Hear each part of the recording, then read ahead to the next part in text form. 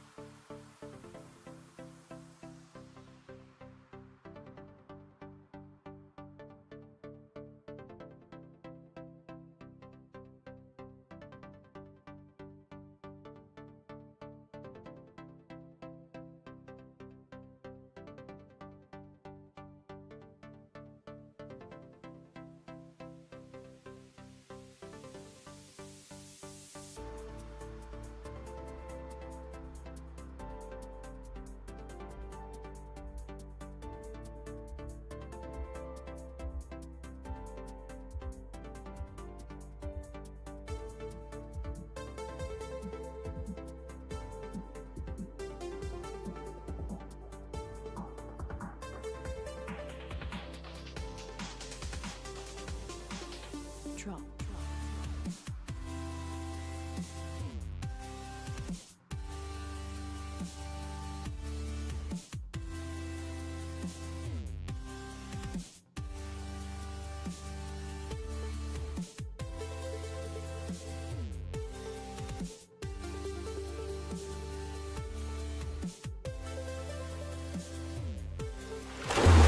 Hello everybody and welcome to Swimmer Sync 219 here on IPL. Let's have some fun here today. Also the weekly's back once again. My name is Kyon. I am joined by wait. You're from Free Flow, right? It's I'm from Free Flow. It's me. Hey, I'm Cakes.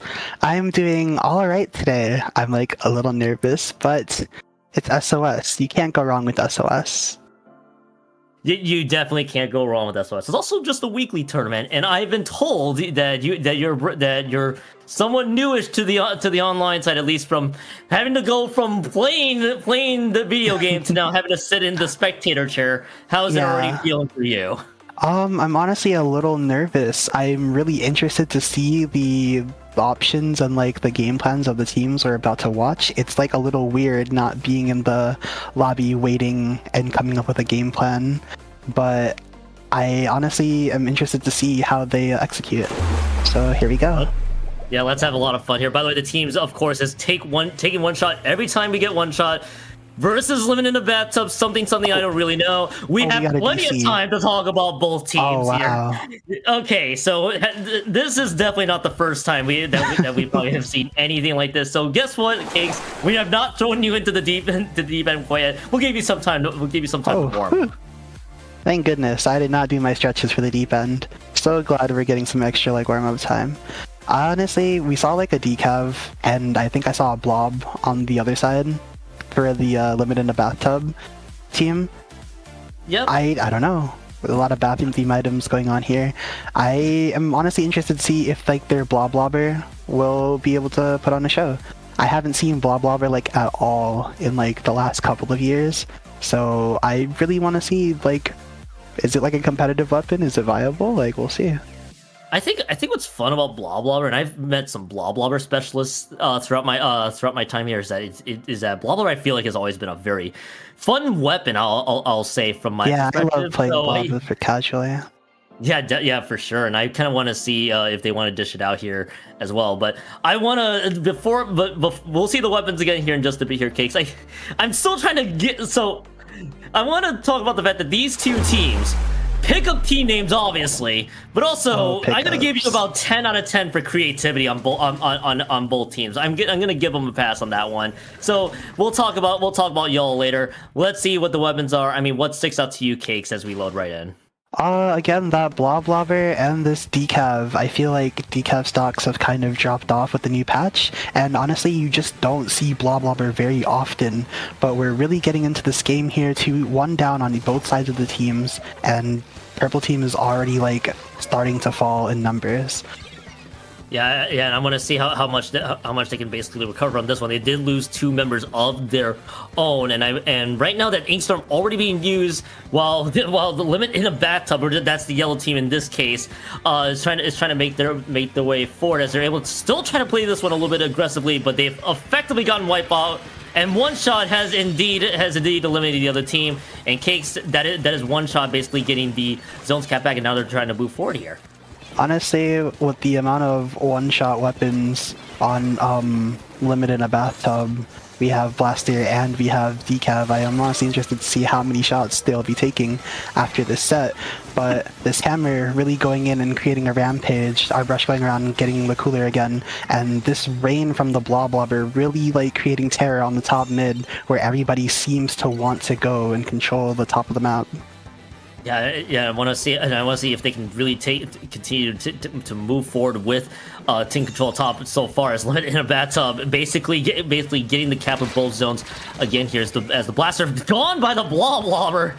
Well, a few Bloblobber shots too many there as they find themselves eliminated. Zippy kind of just zipping around from there, and Bloblobber of course trying to paint for tons of coverage here from the left and from the right, but they are losing a couple members on their own, and we're stuck into this very bit of neutral state here. And Cakes, there's an ultra stamp from Goo there, excuse me, that just gets one. That's the second one. And they're that's on fire. Gone. And there goes Limit. Limit gets the zones back here to Cakes.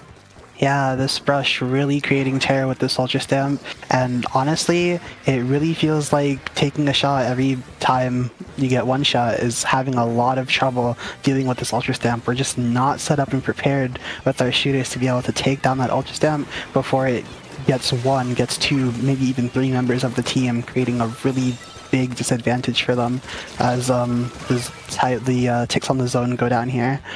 But taking one shot every time you get one shot has retake the map, and now it's up to Limit in a Bathtub to retake and see what they can find. Yeah, they already just popped that bubble there. They do have the triple splash shot that's ready to go on both layers here. They're only going to use the triple splash shot to only just cover one part of the zone. The other part left unpainted. There's only 2 members done on that other side. X-Limit is trying to paint with the rest of their team. Limit in the Bathtub, that is.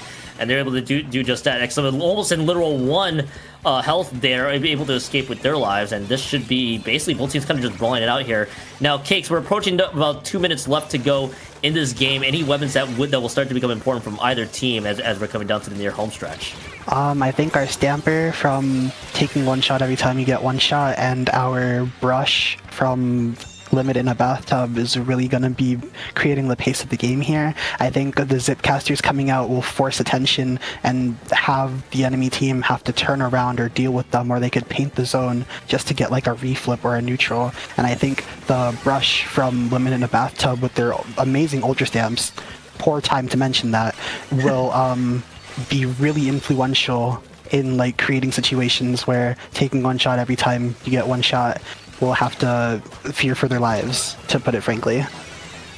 I think those are, I definitely agree. I'd like to see how that brush starts to, how much impact that brush, excuse me, to take that to take another few steps forward, a doubly, excuse me, on that, as limited in the bathtub, able to get both capital zones. We're down to the minute left in this game. Specials, otherwise, I do see the Ultra Stamp. There is a Zip Caster that is available, so they also burn the Ink Storm. All specials have been used, and it'll be able to use the Ultra Stamp. It takes away the Sprinkler on the board, but two members make that. 3 members have gone down there from taking one shot every time here. They're able to cap both zones, and Cakes about limited in the bathtub has just been running with this one. They're about to be out of the penalty points here soon. Yeah, their brush, like, just being able to strike fear into taking one shot every time you get one shot, like the enemy team, just being able to walk through that zone, maybe find a pick or just neutral the zones, like, really terrifying. Really creates an opportunity for the rest of the team to go in and find picks and just take space and paint up the rest of the map. But taking one shot every time you get one shot has, while I was talking, reflipped the map and has now been in control. We have one special on their side, and honestly, it's not looking good. Even with their one special, they're really gonna, in OT, really gonna have to do something, where it's really make or break at this point. It's definitely make or break right now. They might be able to get both capital zones, and that is exactly what's going to happen. I have to double check if the overtime... I might have actually blinked a little bit there. I wonder if the overtime timer ran out, because that was kind of an interesting time for that to expire there. Nevertheless, limited in the bathtub, definitely getting the first round up, and that is round 1 going over to limit in the bathtub to get this best of 3 started here in groups. Honestly, they're really putting on a show.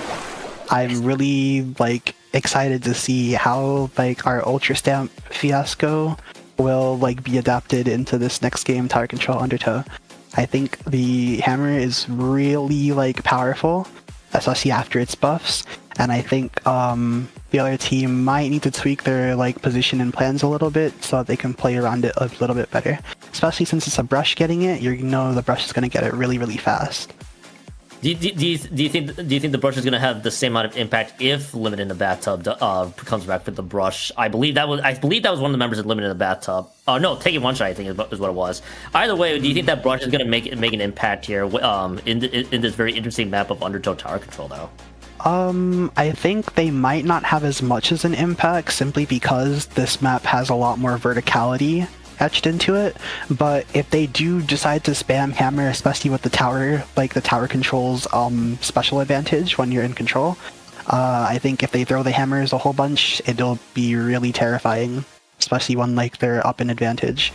But on defense, it might be a little harder for the brush to get in if they're still there, but the hammers will still be really deadly, like checking, like, under ledges and around corners.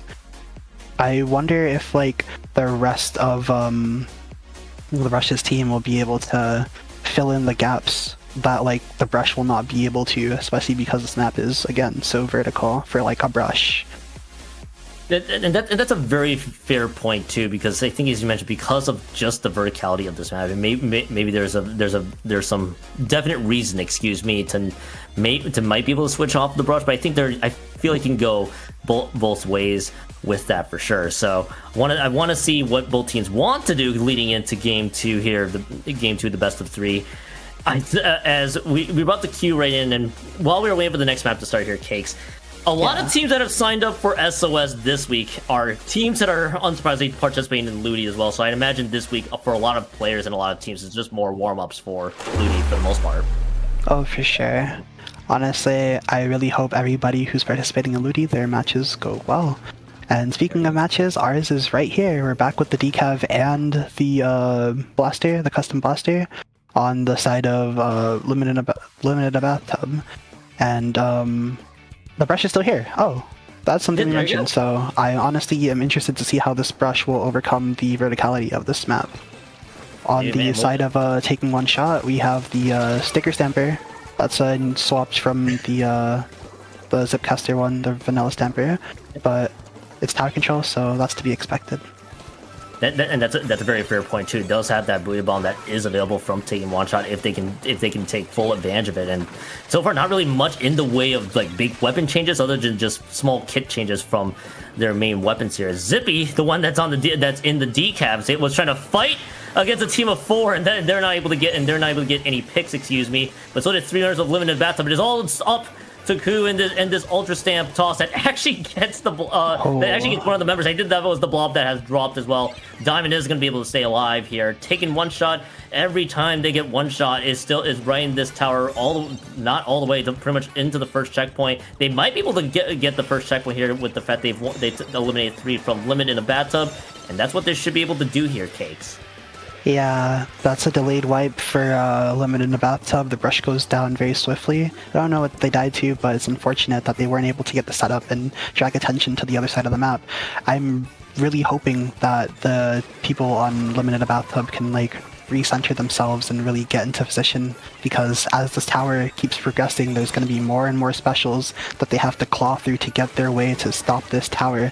And taking one shot every time you get one shot is not looking to stop their hold, and they're just ripping and tearing through Limit in a bathtub. It's like really gonna be hard for them to push back in, especially with this Booyah being held. Getting a double, also helping their cause by opening up the map just a bit and opening up the amount of space that they can take here against Limit in a bathtub, as they have gotten 3 there, and Ku throws the Ultra Sand right to where the tower's trying to push, but they're not able to get anybody so far. Diamond gets the pick onto Limit, excuse me, as the Zuka's being fired pretty much right through a narrow corridor, and they're not able to find anybody else with that Zuka, but the rest of the team is following suit.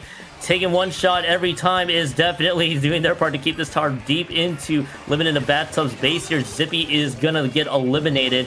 Third checkpoint has been breached here. They are trying to see if they can find anybody else. Megu gets another pick on the Raze, but Limit's able to get the return fire onto this one now. Silver and Diamond, the gem duo, basically trying to see if they can keep this push going for taking one shot every time, but Cakes taking one shot every time doesn't seem to be letting up quite yet. This might be the only chance they can let up, but they're still winning some of the fights.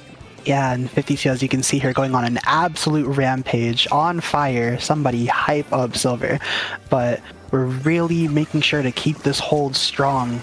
Limit in the bathtub really having a hard time finding their angles to push back in. It's getting really challenging to re-challenge the tower like so consistently, especially when you don't have specials on the board. If we're getting our specials, we have to use them, but if we're not getting our specials, we have to just go. The one player jumping in and like dying on the tower instantly. But now, as you can see, the map is all yellow. Limit in the bathtub is finally broken out of their spawn with 1:33 left on the game, and the final check was not taken by taking one shot every time you get one shot, so there's still ample opportunity for them to come back and win this game. Exactly that. There's 1:20 seconds left to go, and the clock's still plenty of time to make something happen there. Zippy just caught on the side, on the edge of that Booyah bomb. He's losing a lot of health in the process, as Diamond and Megu are still trying to fight across this right side of Undertow. There's an Ultra Stamp that is being used by Ku. Ku eliminates one. That's Megu that has been dropped there with that Ultra Stamp, and the map's still broken wide open here for the Limit in the bathtub. 2 members have dropped. Diamond able to hold off Ku, I believe, on that right side of the map. Limit and Crew are still trying to push forward here. It's exactly what you mentioned, Cakes. There was still time for Limit in a bathtub to see to come back here, and they might be trying to take full advantage of this opportunity until 3 have all dropped all in one go, and it's just poor Limit that's the only one that's alive, at least in the meantime. But Cakes, about 30 seconds left to go on the clock. It's exactly what you called out. There was still plenty of time, and Limit is just trying to take advantage of this opportunity. Yeah, and here we go again, just like I mentioned before the match. We have the tower advantage, the brush super close to that hammer, and now that we have it, we have hammer and we have, oh, but the brush goes down. We don't see the hammer, but we still have splashdown. We might be able to find a pick. We find a pick on the shot, and the blaster is still alive behind them. They need to make something happen right now and get the tower back in their possession. 6 seconds left on the clock. Can we get the tower back and force overtime? Yes, we do. And now with another hammer, we need to make a play here. We need to take the space and get picks really quickly, or else the enemy team is just going to get their specials, they're going to find their footing, and they're going to crush us as we play for this checkpoint. Yeah, and that in reference is to Limit in the bathtub's perspective here. They're winning 3 on that side. Zippy is so deep into taking one shot every time's territory there, and there is going to be 2 members stretch trying to spawn from the right and trying to drop in the lower ground. Limit and Ku are still all the way through, but I believe they may have dropped out of the tower. No matter the cost, taking one shot every time, that looked super dicey there at the end, Cakes. But Limit in the bathtub was not able to succeed, and Cakes in true SOS fashion, we are entering to a third game here in groups. We are entering Why game not? 3. Wow. Why not? This really takes you back, doesn't it, huh, Kian? No. So, how dare you call me out on that, Cakes? There, dude. You had to mention it. I appreciate you. Yeah, referring back to the ancient days of Playoff 3. Nice little replay as well to kind of illustrate what was going on at the end of the sequence here. And Cakes, what kind of strikes out to you as his replay plays on?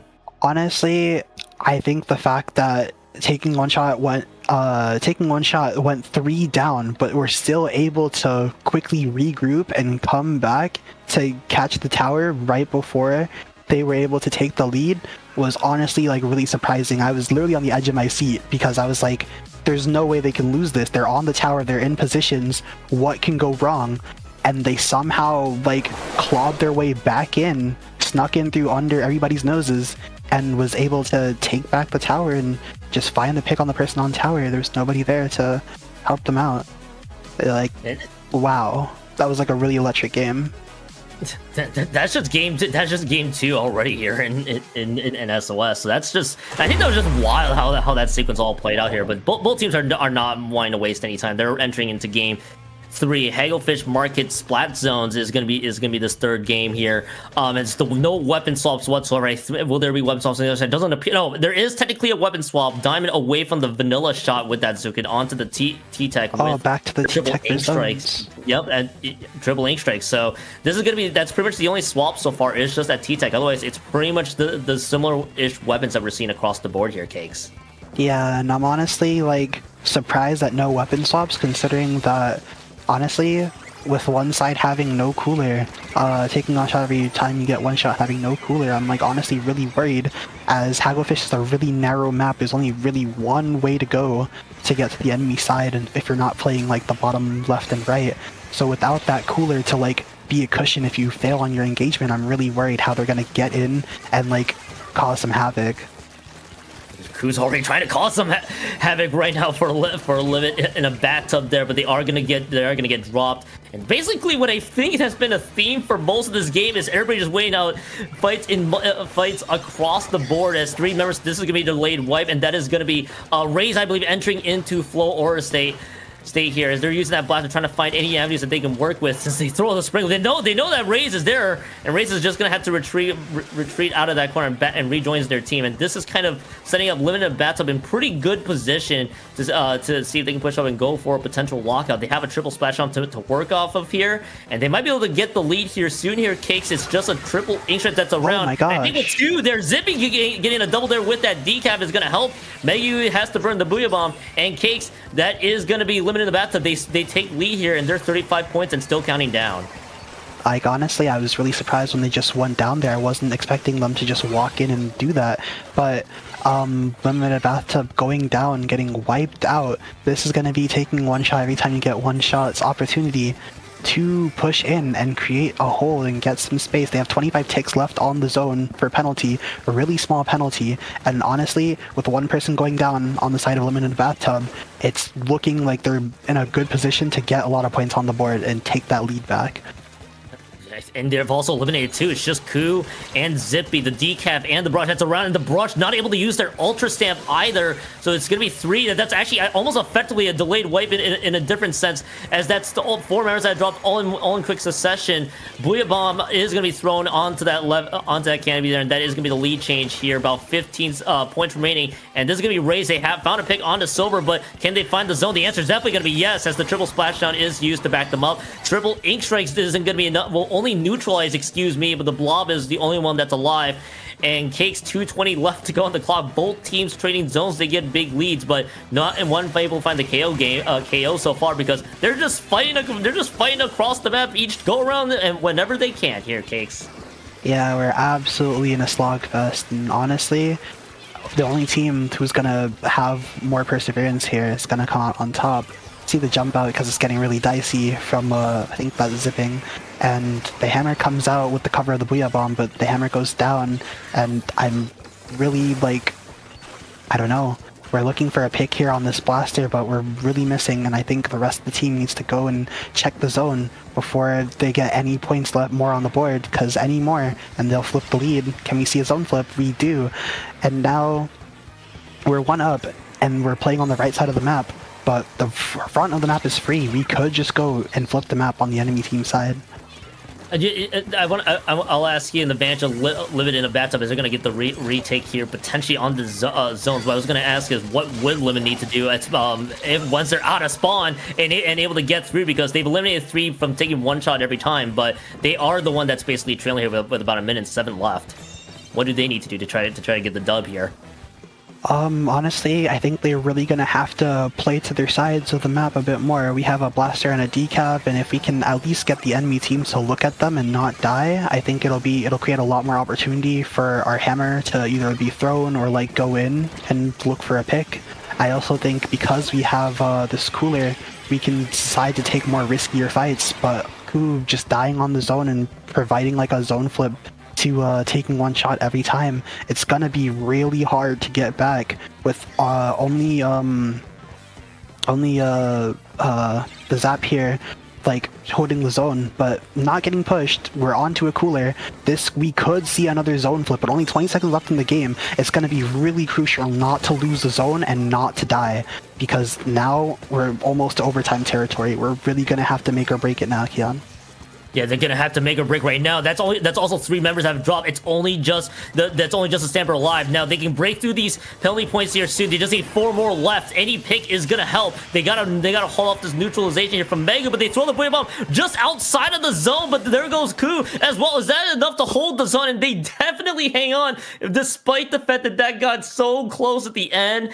And living in a bathtub on a slight deficit throughout most of this game, they are able to win game 3 in the end, and that is a 2-1 set victory here in round 1 of groups. And I think, needless to say here, Cakes, for something that is round 1 here in SOS, I did not expect it to be that back and forth for just the opening set.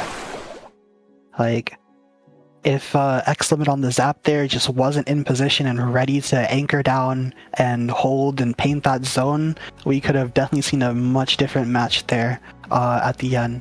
But really good on them for being able to hold their ground and not get scared and not get antsy and try to make a play and just being able to play for the zone very swiftly.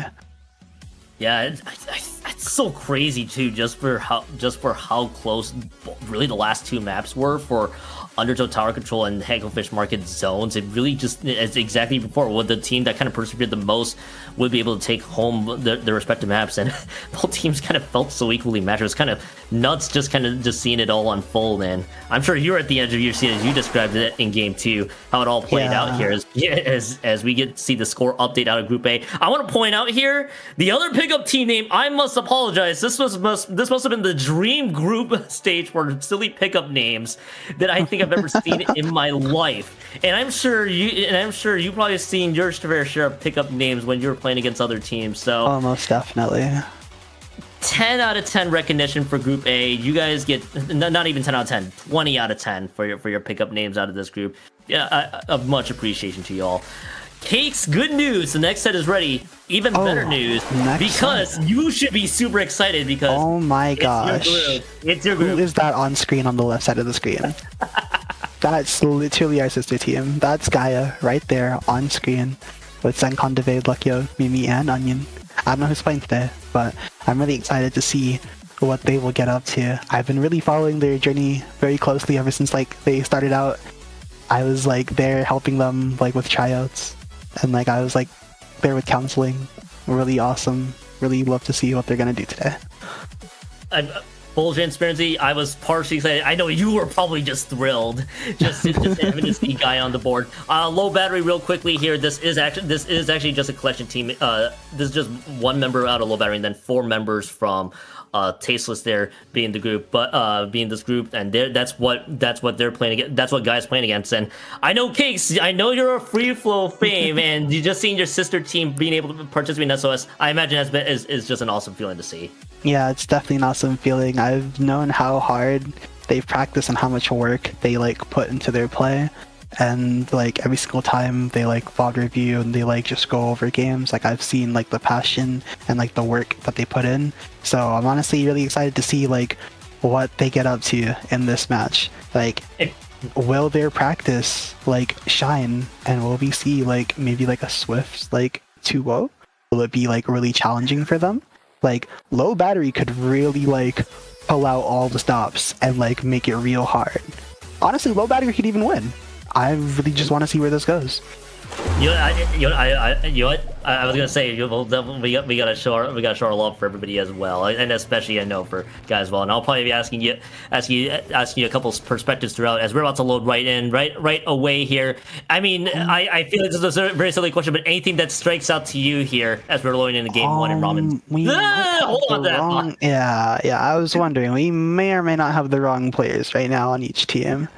It's like, this doesn't look exactly right, but I'm not sure. You're right to know. Your knowledge just expands so much, and I think all of us were just looking at it as like, wait, something seems severely wrong here with. With the lobby, it gives you some time. To pretty much catch up. And I think, and you mentioned you just want to see obviously how both teams perform. I imagine, especially being from the sister team. I think I don't know coaching perspective or just from a fan perspective how you want to see Gaia, but I assume there's both feelings are in place. Like you want to see how obviously your sister team does, but you also want to see how if lowbattery can do their part today. Yeah, definitely. I really wanted to like note out that even though like the players are wrong, we saw like both a wiper on both teams. Really, like I was surprised because I was like, Mimi's on wiper, but Mimi's on the wrong team. But then low battery also has a wiper, so it's like the comp was still the same because they both had their wiper still. Like I wasn't ready for that. But we're heading back into it, and hopefully this time with the proper teams. And I think we probably will be seeing the proper teams here eventually here as we about to queue in. And what I was going to go ask the original question for you is, what strikes out to you from here? Honestly, I'm interested in this Flux. Some people might know me as like I used to be like the Flux person. I'm not that good at Flux anymore, so I don't know. But I'm really interested to see what this Flux can do. We have Torpedo Booyah, and honestly, like it's a kit with a lot of potential on a map that's like pretty good for Flux. Like I really want to see how low battery can put the Flux into use. That's always one of the more exciting ones. It's actually probably the first time I've seen this specific Flux kit in quite some time. So I want to see if that can deliver the value that it needs. As Gaia able to wrestle that one back here, they're able to get both tabs of zone, and that is, I believe, that is going to be the Splat Duel. He's able to get a few there. Otwin's about to roll right into this one. Ninja is able to move forward. Excuse me there, and be able to paint through that zone. The wiper being used from low battery. Both teams have gotten caps on the point here so far, and both teams are still trying to find a way to take advantage. Triplex immediately burned into the zone all at the same time, but it gets painted over by low battery, and low battery is still firmly held onto the zone for now. They will get the lead, but Ninja's ult time has also been neutralized. This might be a chance for them to strike back, but both teams have been trading blow for blow so far. Yeah, and we can see Beskal on the 52 absolutely on a rampage, getting a triple kill with this flow aura. And honestly, Gaia's gonna have some trouble dealing with this 52. We're really gonna have to stop them in their tracks, or else once they get in, nobody can really deal with them except for the decav. Speaking of the decav, Mimi goes down, but we have Senkon on this glass setting up and really creating an opportunity for the rest of their teammates to like get ready to go in and set up in their base. We have strikes on the side of Gaia and a Booyah and Hammer from the side of low battery. A lot of specials coming out, so I really want to see whose specials start to come out on top here. Yeah, I want to see who definitely comes on top, especially with the special usage. But so far, low battery is down on 2. Make that 3. It's just a 52. That's Besko's weapon being available. But that is going to be a lot of control from Gaia, and Gaia might be understanding this real quickly. Everybody's just trying to move up without any paint support whatsoever, and Gaia is going to get the KO to kick off the best of 3. And Gaia taking home game 1. Back and forth start, but Gaia put down the clamps on low battery, and as hey, that's the first win out of round 2. Yeah, Gaia really putting their foot down and saying, warmth is over, I'm ready to win now. And really showing them, yeah, you cannot just use your 52 to walk all over a team and create like advantageous positions. But I don't know. I think looking at this replay here, there was like a lot of really scary moments, especially like on the side of Gaia, like being really low in like 1v1s with like the Gal, and the Gal just holding like a lot of attention and space, like off the side of low battery. I'm really hoping that low battery will be able to use that attention and space that the Gal can hold and make some plays off of it in the upcoming games.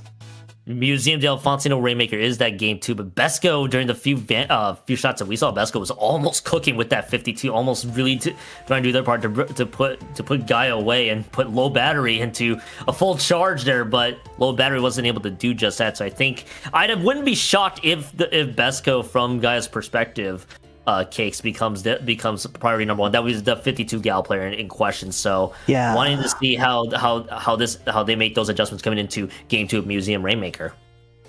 And speaking more on 52 Gal, I feel like it's also like up there in like the realm of like leader and roller, and how like the way you have to change, like the way you have to play the game, like kind of changes, not to the same extent of like a roller or a leader, but I feel like you definitely need to like put more emphasis and thought into what are you going to do and how are you going to deal with this 52 Gal, because the 52 Gal, like once it gets in, and that's really scary. That swift 2-shot, the insane shooter mobility, the splash wall to like keep you out, and the whales to just put chip damage on you and like force you to move. So a really scary combination, and if you're not on your P's and Q's the whole time about it, it can cause a real problem for your team. And if Gaia does not keep that in check, that could spell another game 3 coming into game 2. So that's probably, I'd imagine that'd be the first thing they want to keep eyes on as we're about to load right into this Rainmaker map. We will soon eventually load into Rainmaker. Rainmaker will eventually load itself in. One of those two will be correct. Sencon, okay, there's just a whole variety of weapon changes here across the board. Blue Dapples and Reub's away from the Reflux over to the Vanilla Wiper as well. And I mean, there's a whole host of different weapon changes from Gaia's perspective here, Cakes.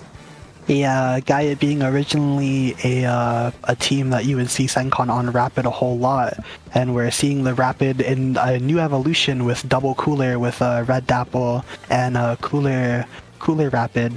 So a double cooler comp on Rainmaker, you gotta really be careful about just getting ran down. Double cooler comps, like no matter how much like the enemy team like gets like picks on you, it doesn't really matter as long as you're dying with that cooler. You're really gonna have to find your openings as best as you can to make a play and to get points on the board. Yeah, right now Sencon already gained the first checkpoint for the team, and Gaia kind of got stuck where it stands, but they are winning so many fights right away. They did trade 2 there on Sencon and Mimi, both dropping right there. Low battery is going to be able to get back to the Rainmaker. I believe they're going to pop this one. The question is, are they going to pick this one up? There's still Gaia that's looming large, as the Rainstar has also been burned. The Rainmaker dropped to lower ground as well. Reub gets the train on Aquas. It's kind of turning into a brawl across the map, and it ends with Besco somehow evading one of the members, but there they go, excuse me, as it is turning to 2 members dropping for low battery. Gaia's putting down the clamps on the low battery right now. There's Rainmaker down to the lower ground. This will be Gaia's chance to pick it up and get points. Yeah, and we're really seeing like extended fights coming out here because of this double cooler off Gaia's side. We're really seeing Sencon go in and make sure to prioritize getting that cooler, just to make sure that even if they die with that Rainmaker, they'll be back fast and getting picked off very swiftly by Besco on the blue Dapple Doolies. But we have the Flow Aura, we have the Reef Slider. We might see a play from Besco with this slider. It goes in, it finds no picks, but it does a lot of damage, but we're not seeing any follow-up off of this slider. We need to see this follow-up for this double cooler comp. You can't just let them set up, you can't let them have the space.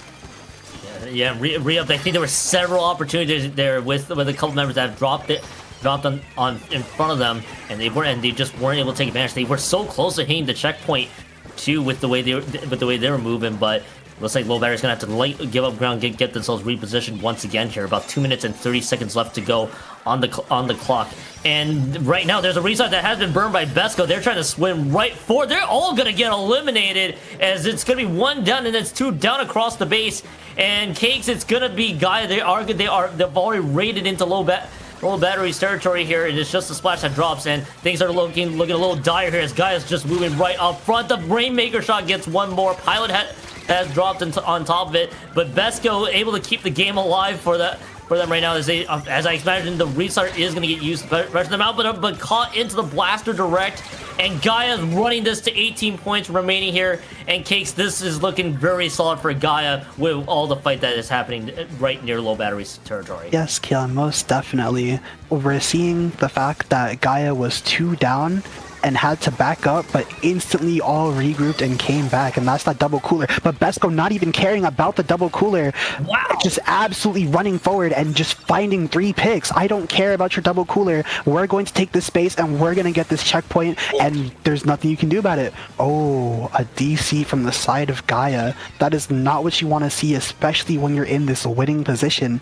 But I don't know. They still have their double cooler. I wouldn't put it past them to still be able to be in this fight. You're really going to have to put your best foot forward, though, as 2 members go down, 3 members, and that's a wipeout on the side of Gaia. I'm coming back, and Sunkon coming back, stopping the Rainmaker in its tracks, but the damage hasn't done. How are we going to get to 7 points? They have 4 up, and there's only a minute left. What can they do, Keon?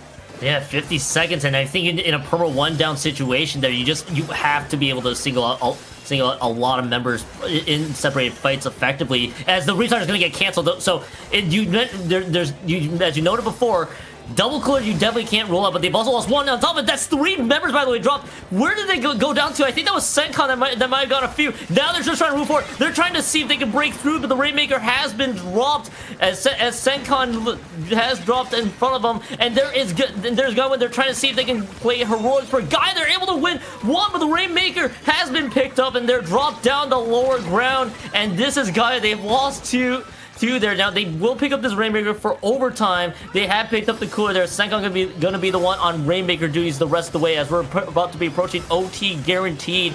Here is the Rainmaker shots being thrown across the spinner there. Besco using this restart to see if they can get a pick.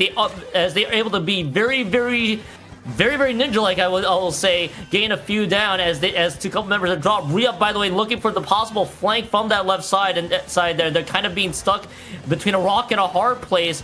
Re-up has that wiper down in lower ground, and they're throwing the Ultra Stamp. They have put the Rainmaker stuck in a rough corner, and Lowbattery is about to take them out.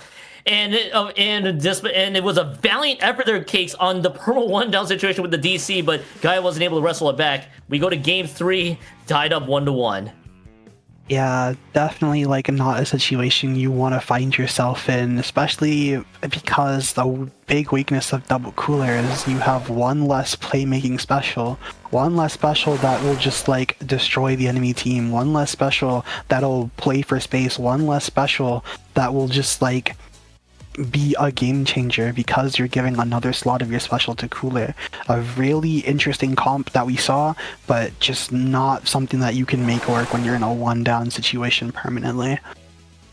But coming up, you first. Then I was gonna say, I gotta give a lot of props to Gaia though, with almost running that one back on that perma 1 down situation or there, despite giving up the lead. Like they got a critical triple there. I think had Sencon pretty much stayed alive for about a few more seconds, we could have been talking about Gaia winning game 2. But as you noted, it's just tough to overcome a perma 1 down situation when it occurs. Yeah, definitely. I think the nerves of having a disconnect really like eats at you very quickly, especially when you're in a winning situation and then you're instantly losing. You get like really antsy and you need to like make a play happen even though you don't. I just think if we can like calm down just a little bit more and just reassess the situation and go when we have the opportunity to go, I think they probably could have won that match. But I don't know. We might see some comp changes for Mako-Mart, or we might go back to what we were playing for zones on Ramen. I'm not too sure on like the direction that either team will go. Especially in a best of 3 where your only read is basically the first 2 maps. There's a lot of flexibility that's in in play here, and Gaia could definitely try to change things up if they feel like it makes sense to in zones. You could also see Besco, which, by the way, Besco from low battery cakes went from the 52 to the blue dapples, which the fact that Besco was able to do their part blue dapples means that is definitely a very worrying enemy to worry about if you're from Gaia's perspective. But I know for low battery, they're gonna be like, we gotta get Besco cooking here and see if we can do their part to help them out. See, there's that blue devils. It's probably been their best weapon so far in this best of 3. Mimi is on that wiper. Sencon, by the way, on the pencil leading into this one. So several weapon changes here from Gaia cakes as we're about to load in Mako zones. Yeah, the tried and true pencil on Mako zones, and honestly, I'm a little worried about the pencil swap. We're already getting cooler, which is good, but the enemy team is comprised of all short-range weapons. There's no mid-lines, and I'm really worried that absolute speed and just swiftness that like short-range weapons can like boast will be hard to deal with like a wiper and a pen and like a bucket. We're really gonna have to see our dually like move and hold up some of the slack, but Mimi just not even caring and lobbing that hammer and just making sure for me to eat my words, and Sencon holding the space, and well, Besco coming in and denying every opportunity that they're looking for. I think Mimi may have heard your words from just telepathically on the other side the entire time, as it looks like Besco's able to get the pick there onto the dualies. That's also 2 members have dropped. This is going to for sure be a zone flip on the other direction, but 10 points remaining is the score for Gaia. Now this is zones, so a lot of things can basically happen here, but low battery pretty much down 2 right away. They're just gonna have to retain control for as much as they can, especially with the crowd that's being used by Ninja, but they're also losing several members in the fight, so don't be shocked if there is a zone swap here. But Gaia is able to hold off a lot of the short-range weapons very well here, Cakes, as we're potentially about to see a zone swap maybe anytime soon. Yeah, definitely.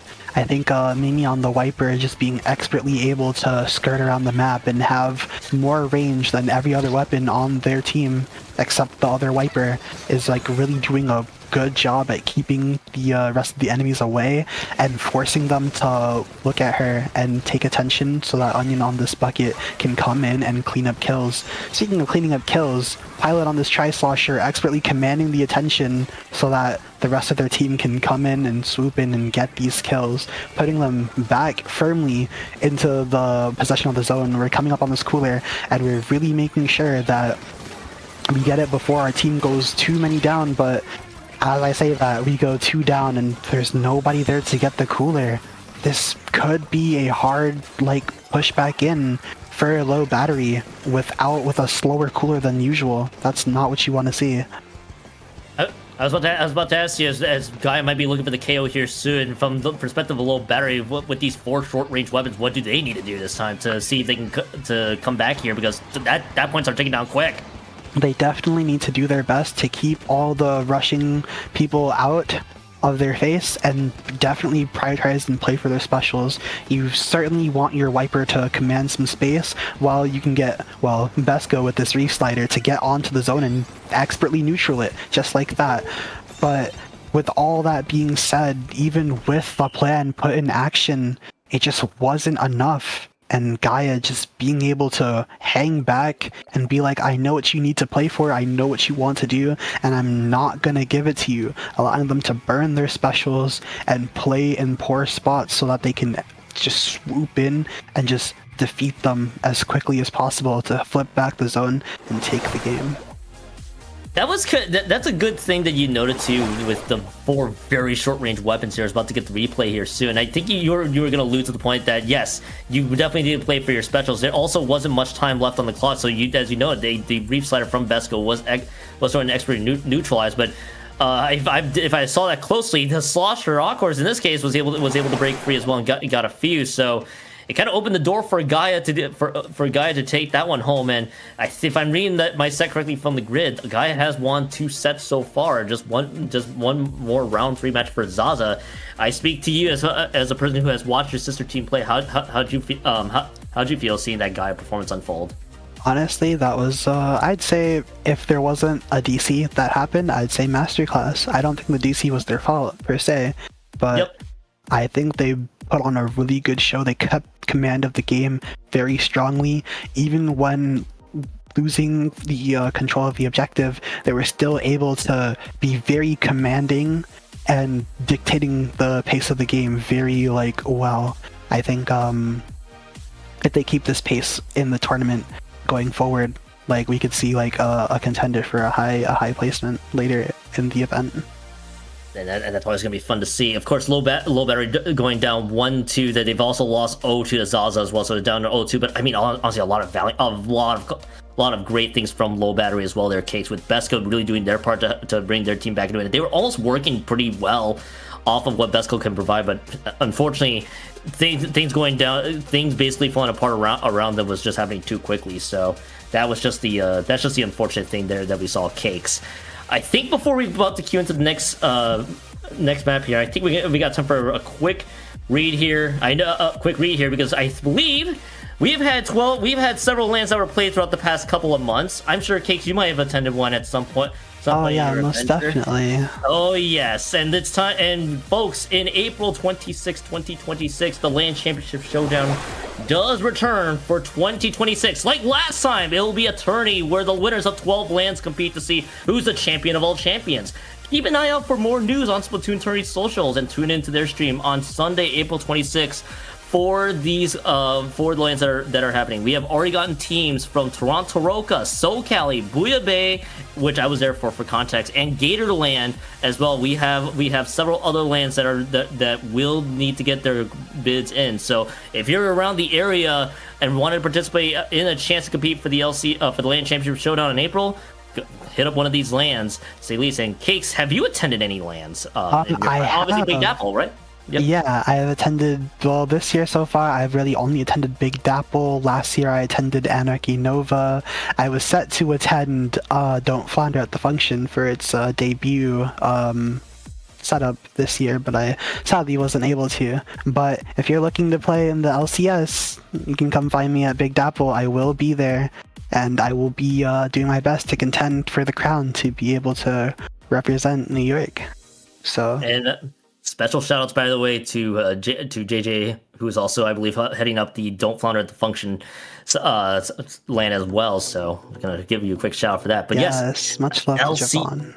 Yes, shoutouts to Jovan. LCS, by the way, in April 26, 2026. You don't want to miss a thing with the LAN Championship Showdown coming up. I was about to say LAN Championship Series. You can tell that my words are being mixed up, scrambled in my head at some point. But yes, now that we got that out of the way, we got a third round that is all queued up and ready to go. We got Sueño, Imposible. I almost said oh no. I was like, oh, am I gonna be able to pronounce this? But that is that. Now, there is definitely a player in DmeZ. It is a literal blank name or just a space there. You're not being mystified. There are in fact 4 players. I'm gonna have some questions there, but that is what we have for these two teams out of Group J here. And just to give you the records here, both teams 2-0 by the way, Cake. So what winner this one? Great White Brackets bound. The other one down to Hammerhead. So I think needless to say, there are technically a lot at stake here for the 2-0 teams coming into the last round of groups. Yeah, most definitely. And just looking at the people on these teams, I see Nilla, I see Minty, I see Lox. Those are names that, if you've been around for a bit, you've definitely seen them before. So these are not people who are new to this type of pressure of needing to win this last set to be put in the highest bracket of our tournament. But the pressure will be there nonetheless, so we will need to see how they combat this pressure to take the spot for Great White. You know, it's obviously a weekly tournament, but it's always going to feel good in a weekly tournament Cakes to get a high place, because I imagine, it's like, hey, we placed pretty high, I imagine, in these weekly tournaments, and you can just feel good by the end of it, I'd imagine. Yeah, I definitely have had experiences where I play weekly tournaments and I don't qualify for the upper bracket, and I definitely feel I'm bad about myself because I'm just I feel like I should have won. I wanted to be in the higher bracket. I don't like that I lost. So I definitely think just the thought of not wanting that feeling will definitely be a driving force for these two teams. And I'm sure both teams are absolutely are just absolutely wanting to see if they can get to that Great White bracket instead of having to worry about playing through Hammerhead as well to queue right in. Again, both teams 2-0, so chance competing at the Great White brackets now in play as well to queue right into this one here. Anything that strikes out to you weapon wise as we load right in? Another Flux. This is the first time in 2026 you've seen not one Flux, but two Fluxes back to back in tourney. You should rejoice. But another thing we're seeing Gluga. I've been hearing like a lot of Gluga has. I've been hearing a lot of praise for Gluga for a while, so it's really nice to see it pop up in tournament.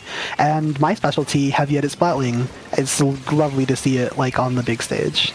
I will probably talk to you about. I'll probably ask you a lot about that about Heavy Edit gameplay down the road. But right now, Sueño Imposible is about to pull right through there. But they did lose 2 members of their own. It's going to be Mink that also gets 1, and it's just going to be the 1 member there. It's just the poor Heavy Edit that has to run for their lives here, as that is going to be the zones cap going the other way. DmeZ does get that cap there, as they. Hey, that's a pretty solid start for them, about less than a minute into this one, but now it's time for DmeZ to see if they can fight back there. They got a crab tank. Trip strikes are being used right now. See if they can pressure Sueño Impossible out of there, but that is going to be, I think, that is going to be Pig Puppy. Femi just got 1 out the door, and a couple of members have also dropped, but they're going to get dropped here by Metro. Metro gain the pick, but the Buoy Bomb should be able to neutralize it. Potentially, no, there's the ink that's being supported there, but they throw out a second Buoy Bomb as well as all of that being said and done. The battle of Buoy Bombs, it is 44-47. The double Buoy Bomb is able to get it back for Impossible, and that was almost a lead swap there, Cakes, with 3:20 left. Yeah, DmeZ definitely putting on a very valiant fight and trying their best to keep the zone in their favor, but you know, Impossible just has a Flux on their team. They have a Flux and they have an Edit, 2 weapons that paint a whole lot, so it's definitely going to be hard to outpaint the Impossible in a paint-off. But looking at the compositions, we have a 52 and a Bucket on the side of DmeZ. 2 weapons that are like known for like their fighting power, so I'm really like worried with like the Flux and the Edit. Can we survive these dives if they go in? But it's not like we have to worry too much because Strike's coming out, but it's not like there's enough time for them to get these set up to have these dives come in for those like vulnerable weapons. They're just going to win. So that's game 1 going to Impossible. And yeah, Impossible just kind of just decided. Well, there were definitely a lot of thoughts that they could have had there at the end, but Impossible was just like, no, we're not. I don't think we're going to entertain any possibility of this happening here. We do get to see the quick little replay there, and I think the way that this is all kind of playing out there. So you lose the 52, they splash the pencil, and everybody else is kind of just stuck very far in the back from what I see. There is the trip strike that's just thrown. One hits the wall. I think was just a poorly missed throw rather for them, but it was just more or less unfortunate anything. And also that was a pretty solid game 1 here, and now we get to see the mode that we have yet to see in this tournament so far. That is Clan Blitz, but this time it's going to be on Scorch Gorge here, Cakes. And anything that kind of sticks up to you from the previous set of weapons that you saw as we that you could see back in Clan Blitz? Honestly, I haven't really played a lot of Flux on Clan Blitz when I did play it a whole lot, so I'm a little worried about like how it will play on that map. But Edit is pretty good on Clan Blitz, and I know Gluga has like that wall to just set up and hold positions, whether it be by the right side grates or playing in front under the basket. It's definitely going to be able to hold its ground, and well, S-Blast is S-Blast, so you know it's just going to be good. Yeah. The Crab and the Pen from DmeZ are definitely going to have a field day with the amount of high ground and spots that they can hold to be able to chip and put damage into the space of Impossible. But I also think that with the Bucket and the Gallows Wall, they'll be able to either not play for that as much and be slow, and they can just walk, because they have 2 weapons that are pretty quick and can just go in and like do a bunch of damage and find a bunch of picks. What are the so? I'm always kind of curious, leaning this one. I think you noted there too. The 52 can just move up with the wall along with the bucket that can help. So that can pretty much help surround them. I'm always when I come into these best of threes, like, all right, we can. I want to see what changes they want to make here, and unfortunately, with the sample size being really rough here with just the one game we see, and only 2 more opportunities to see any adjustments. I'm always wanting to see what both teams want to dish out here in Scorch, Clan Blitz, but of course, as a person who is a bit bad at reading weapons here and with on short sample sizes, to say the least here, Cakes, it's always going to be it gets a little intriguing for me and also rough for me at the same time. So we're about to load right into this one here. What? That isn't it. Okay. Whoa, hey, there is an interesting weapon choice. That's okay. Hello, Puppy Family. I think I'm going to remember that third kid also knows, because that usually never gets airtime from what I've seen. I've never seen this in tournament before, so if you're in chat and you're seeing this too, this is probably both our first time.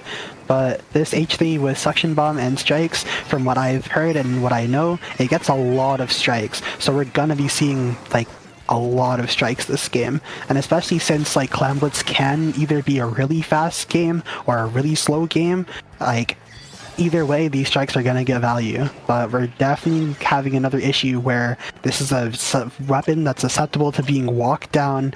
Its fighting power is not the greatest, but there's 2 weapons on the enemy team that are just really good at fighting. The sword and this bucket, you're really gonna have to cover for your H3 here, because they're not gonna be like that versed on like the fighting side of things. I was about to ask, as the first points on the board were there for DmeZs. How does this H3 kit play into the rest of the weapons that Impossible is kind of dishing out? Honestly, probably for a lot of bomb spam and just to like paint over where they want to go. You have decent range, and with the newly buffed damage, hitting 2 shots will hit you 90 damage, but it could still be, since you're so slow, it could still be a little hard to reposition once you get caught. So playing from as far as you can and hoping that your teammates are taking the attention for you so you can hit your 90 damage or hit that one shot very cleanly will probably be the go-to.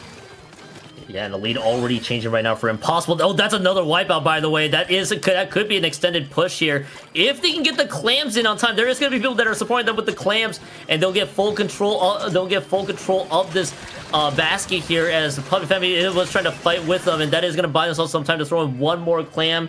And Cosmos, who has none, is going to get wiped out just like that. But that damage was basically already done, and Sueño Impossible able to break through and get the lead, completely swap the other direction. Now there's one clam left that can be spawned here for the power clam there from Ellie, excuse me, and that will be them getting that power clam ready to go. But they have thrown out the cooler there. I think they're just trying to look for the space to be cleared out, and so far I think they're just playing this one a little patiently here. Cakes tap shot from Ellie is going to help them out. That is actually going to be 2 members that have dropped. Metro used the crab tank, and I think this could be an opening here for DmeZ to get a push start here, Cakes. Yeah, definitely going back to what I said before the match, how after they got wiped out, after Impossible got wiped out, the space was immediately taken, the plat was already purple, and then they just had to stall for time to get their pen, to get their splash set up in the space, and we're already seeing the scores be really competitive, only 30 points on the board, and there's only a couple more points to be had for DmeZ to be able to take the lead. The sword finding the pick, the Gluga checking the sword and making sure that they can't score anymore with their 7 clams. It would have been really bad if they were able to get those clams in. But Gluga with that wall, with that 2 shot, just like a gal, just holding the space and being really threatening, just keeping them out. They get another go, Impossible gets another go at keeping the lead, but they're gonna really have to make sure that they can keep their numbers up and get a push in and get clams off of DmeZ if they want to keep their lead secure. Yeah, and exactly what you know, there's going to be 2 members that have dropped, by the way. This is going to be another possible opening here from DmeZ there, as they are trying to move forward with this group. That's going to be delayed 3, and I think they got to pop the bubble there, so that is going to protect the rest of the group. I think they're playing this one very patiently right now, as that Biddy Clan pretty much piked up here so they can get another one in. There's the power climb jump that is going to get jumped in with a quick lead change here. About 1 minute and 2 seconds left to go on the clock, and DmeZ able to swipe lead. There's still plenty of time, though. They're going to get another free clam in the mix For Sueño Impossible here, and Tuna's able to use that heavy edit, able to get some coverage here. The blue bomb also going to be popped as well, throwing it to enemy base. They have 2 power clams that so far doesn't quite break through for lead. They're going to need at least 4 small clams to see if they can swing lead the other direction here. And 33 seconds left to go here. This is going to be a very tense finish. If Impossible is able to break through, they might be able to do it with that pick. Yeah, definitely. And we're already seeing these points on the board, and that's just a KO. We scored a clam. We got all the clams. It might seem like luck, but that entire time setting up for like the last 30 seconds, they tried their best not to die. Nobody was dying. They just kept their clams. I think a big thing that happens in Clam Blitz is you pick up clams and you die with clams. So whenever it's time for you to push, you have no clams for your clam economy. But they really have those clams. You can see in this replay, they have 18 clams here. A power clam plus, they had 2 power clams and some extra. And they can just throw all of those in really swiftly, and there's no time to stop them. So much that was cleared right there. The bubble also there to help protect Impossible on top of it too, and that's just one of those situations where they just played that you mentioned before. They just held on to the clams. They just played their cards right in that situation, and that's just kind of how it all plays out. As unfortunately for your folks in Gaia, they're gonna have to play through Hammerhead. It looks like with that one, but that it be what it be there. As we move into Group J for there, that's DmeZ dropping this one. That will effectively mean they will play at the Hammerhead bracket side. Great White brackets will be Sueño Impossible being the group to come out of being the team out of this group, excuse me, going into Great White brackets. And Cakes, how are you feeling after seeing the first 3 SOS sets play, with the first 2 being going to all 3? How are you feeling after that? Honestly, I was nervous for the start, but I don't know. I got so absorbed into the game, I completely forgot that I was nervous at all.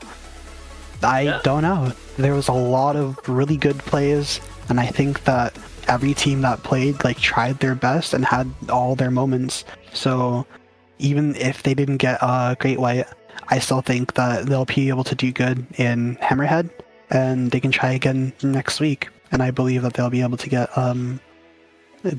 Great White. Yeah, and there's always a possibility, always every other week, but definitely play out your brackets as much as you can. We do but so far that was all 3. That was all 3 sets. All 3 rounds, excuse me, from the streamer side of the fence. We will soon have our teams gain up to Great White brackets. This will give us some time to catch our breath here, if anything, excuse me, Cakes. So we will be going to break here in just a bit, unless we could probably talk about this one, but I think I don't have much to chime in with this one here. So we will go to break here, but before we do, we have some words from the Splat World Series, or SWS. So go ahead and watch this. You don't want to miss it.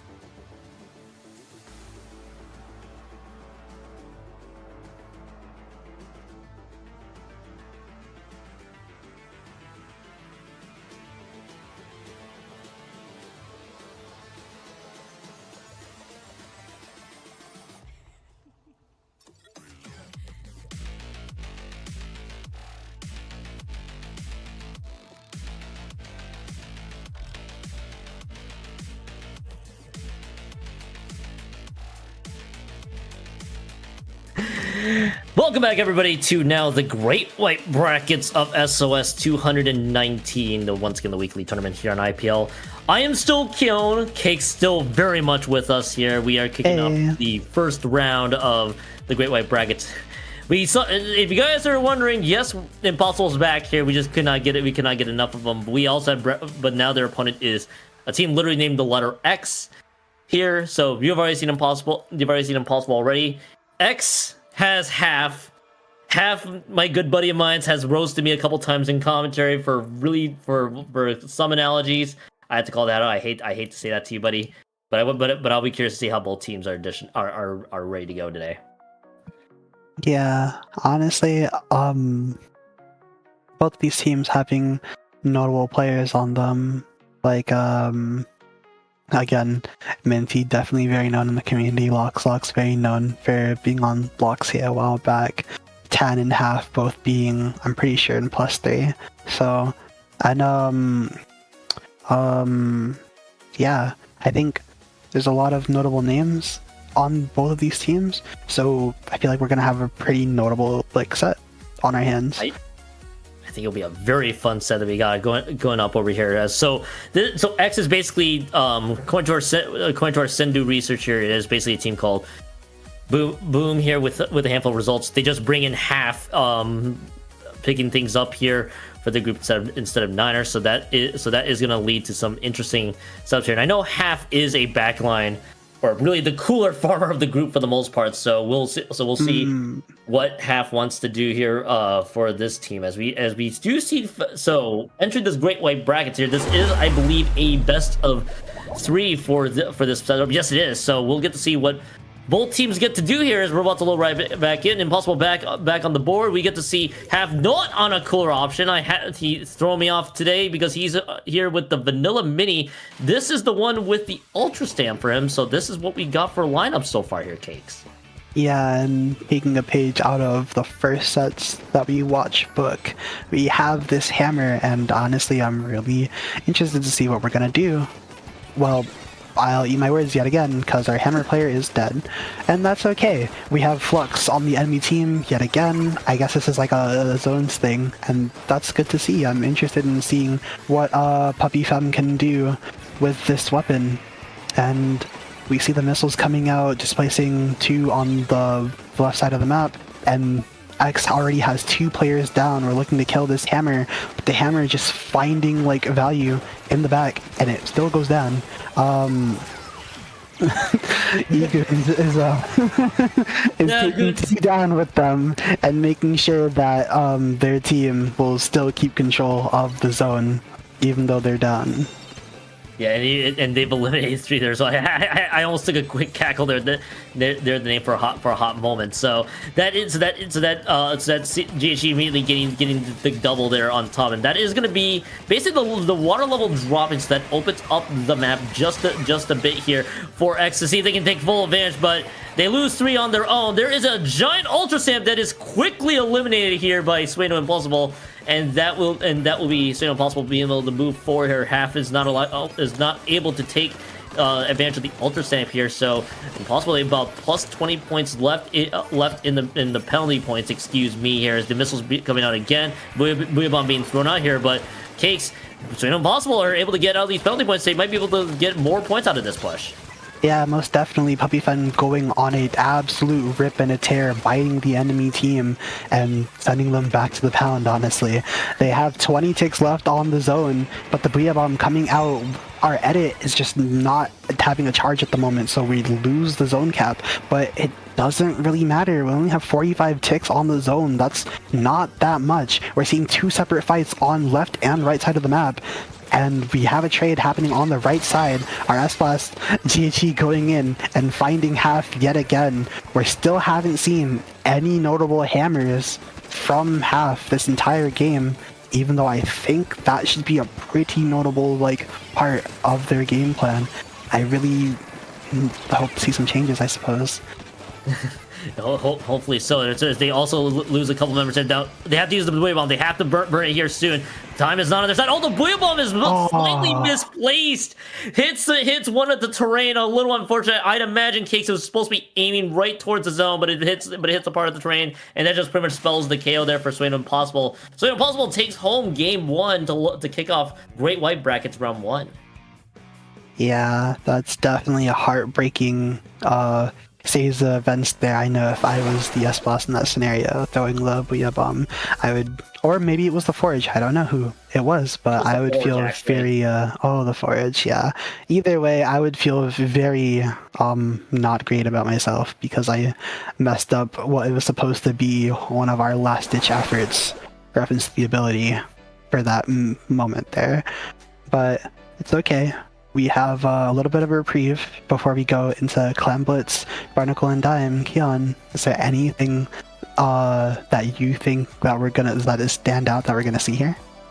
So in round 1, that what we saw from X was a double Booyah Bomb comp. They had the Forge and the S-Blast as you noted here, and then exactly what you noted there from Sueño Impossible from that first map was that Reflux. That was the one with the 10 missiles as well. So it's very fascinating to see the Reflux make its appearance in zones. I think you called it out that it is going to be a zone specific weapon. So I wouldn't be shocked that Sueño Impossible gets basically switches their weapons here in Barnacle and Dime Clan Blitz. Now, the reason why I noted that Half has been played is basically the primary cooler option. I've seen Half be primary pencil and zap players, so seeing Half on a weapon that isn't a cooler there makes sense because they do have another play that runs cooler for them. So he's opting to play some very different type of weapons here. He's going over to the splash though and seeing how this fits with the rest of this pickup boom that is.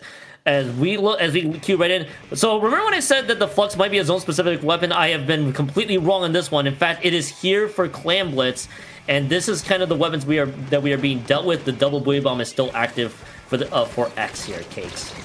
Honestly, it's not too much of a surprise to me, I guess, to see the Flux back in action here. I think missiles are really good on this map because there's not a lot of cover.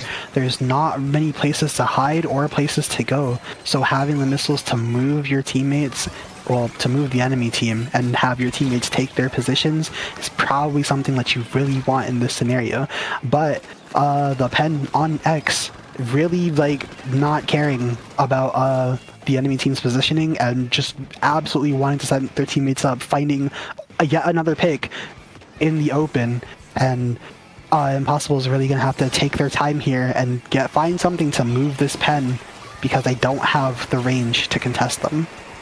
You know, Cakes, the only thing I just now noticed is that both teams are running double Booyah Bomb. The consistent thing is the S-Blast 91 on both sides there. This push is going to pretty much get stalled here right in distraction unless Tufa has other ideas. What I was going to say is that they both are running a very interesting variance here. Gluga is the other Booyah Bomb option for Sueño Impossible, and that is going to be X running it with the Forge Pro for their second Booyah Bomb. So we're going to be seeing a lot of Booyah Bombs here in this game. I can kind of feel it here from both teams. I want to see how they both materialize, as we do get to see basically only 68 points remaining, not quite past the 60-point threshold that you might want to see to avoid a double power plant situation here. Half using that crab tank trying to poke out Cosmo, is not able to find anybody there, and is going to get eliminated by Puppy Femme. Cosmo able to get the fight understand. There's going to be turning into a brawl here as Cake Sueño Impossible goes 3 down, and there will be a power plant spawner for X, but they're going to have to get their group back together. But they have good controlled map here to get another push start here, Cakes. Yeah, most definitely, but we see that Puppy Femme already has another set of missiles off of respawn, and that's going to do something to stop. How did they get there? What? Anyways, they got there, but anyways, Impossible has, I'm gobsmacked, has wiped out the entire enemy team and is now looking to set up and get a push started. Puppy Femme looking to get another set of missiles while holding the ball, abandons the idea just to get the score in, and we see some points on the board from Impossible. And that's just them not caring. They get wiped out, yes, but they already took the lead. And this is a map that it's really hard to push in my opinion. There's not a lot of places to go, and there's not a lot of cover in mid. So getting in and getting your points quickly is really important. The members on X being forced to jump out here, and now it looks like we're setting up for a neutral hold in mid. I think just to follow up with your previous point, I definitely agree. It's probably one of the more stallier of the Clan Blitz maps that we have available in Splatoon 3. So it's really just taking full, really getting your advantages set as it is. It's going to be actually get the three down on top of it. The cooler is going to be used on 2 players. That's going to be for only one power clam tossed in. One of them got eliminated there. That was almost a near lead swap, but they aren't able to take advantage of that. They're trying to swim forward, but they realize they're just going to be completely cornered there, so they're going to have to give up on that power clam. Almost a lead change push, excuse me, that was going to materialize for Max, but they're going to have to wait for another push there, as they're going to need 1 power clam plus 3 more for the lead change. They're trying to fire on the Puppy because they know that Puppy has picked up this power clam on their own, as they're trading Booyah Bombs, and it takes out Cosmos, but there is no power clam in sight. They're tossing it out. Their tank gets that power clam. Now, do they have the follow-up? Excuse me. There, they should be able to. This is gonna be a lead change for sure now, as Half throws in a couple more clams in this picture. 55 seconds left to go. 3 members have went down from that sequence. 30 points remain. Maybe we could be seeing 7 more clams be tossed in. Half throws in 4 of them, and that will be Sueño Impossible. They're able to eliminate Tan. They are able to stop this push from getting out of control here. But Cakes, 35 seconds left to go on the clock, and X took a gigantic lead. Yeah, that's a really big lead, especially on this map. The clams are pretty spread out, and, well, they just get a score. I was going to say that it's going to be kind of hard to push back in, but Puppy Fam with these missiles setting up the enemy team to have to wait a little bit so that they don't get hit by this, buying a little bit more time for their team to be able to get more clams and just hold the space. We see Cosmos here stalling for their life to try and get somebody to get the pity clam and jump the ball, but it's just not enough time. We're gonna, I think, see some overtime because we have another ball, but without a cooler, it's going to be a little bit challenging to break this hold, especially now that we have Crab Tank up from the side of X. Yeah, and X have that crab tank readily available. They're already halfway through overtime. Tuna's just trying to go for a breakaway pusher. Cosmos just trying to make something happen, but Tuna's getting eliminated. So does 3 members. I think this is going to be a game 3 near guaranteed and stamped on top of it too. And that is round 2, excuse me, going over to X. Best of 3. We once again, Keeks, we are going the distance 3 out of 4 times here on stream here in the best of 3s, and we are going to be ending it off in Splat Zone's Umami Ruins. One team, the next team winning this one goes on to the next round in Great White Brackets. This has been a very interesting set that we have seen out of round 1. Yeah, most definitely. I like the adaptation from Half to swap off of the mini and go Crab Tank with the splash, because I feel like you have Flux, you have Gluga, you have S-Blast. Besides specials, none of those weapons can really like contest your crab and like kill you.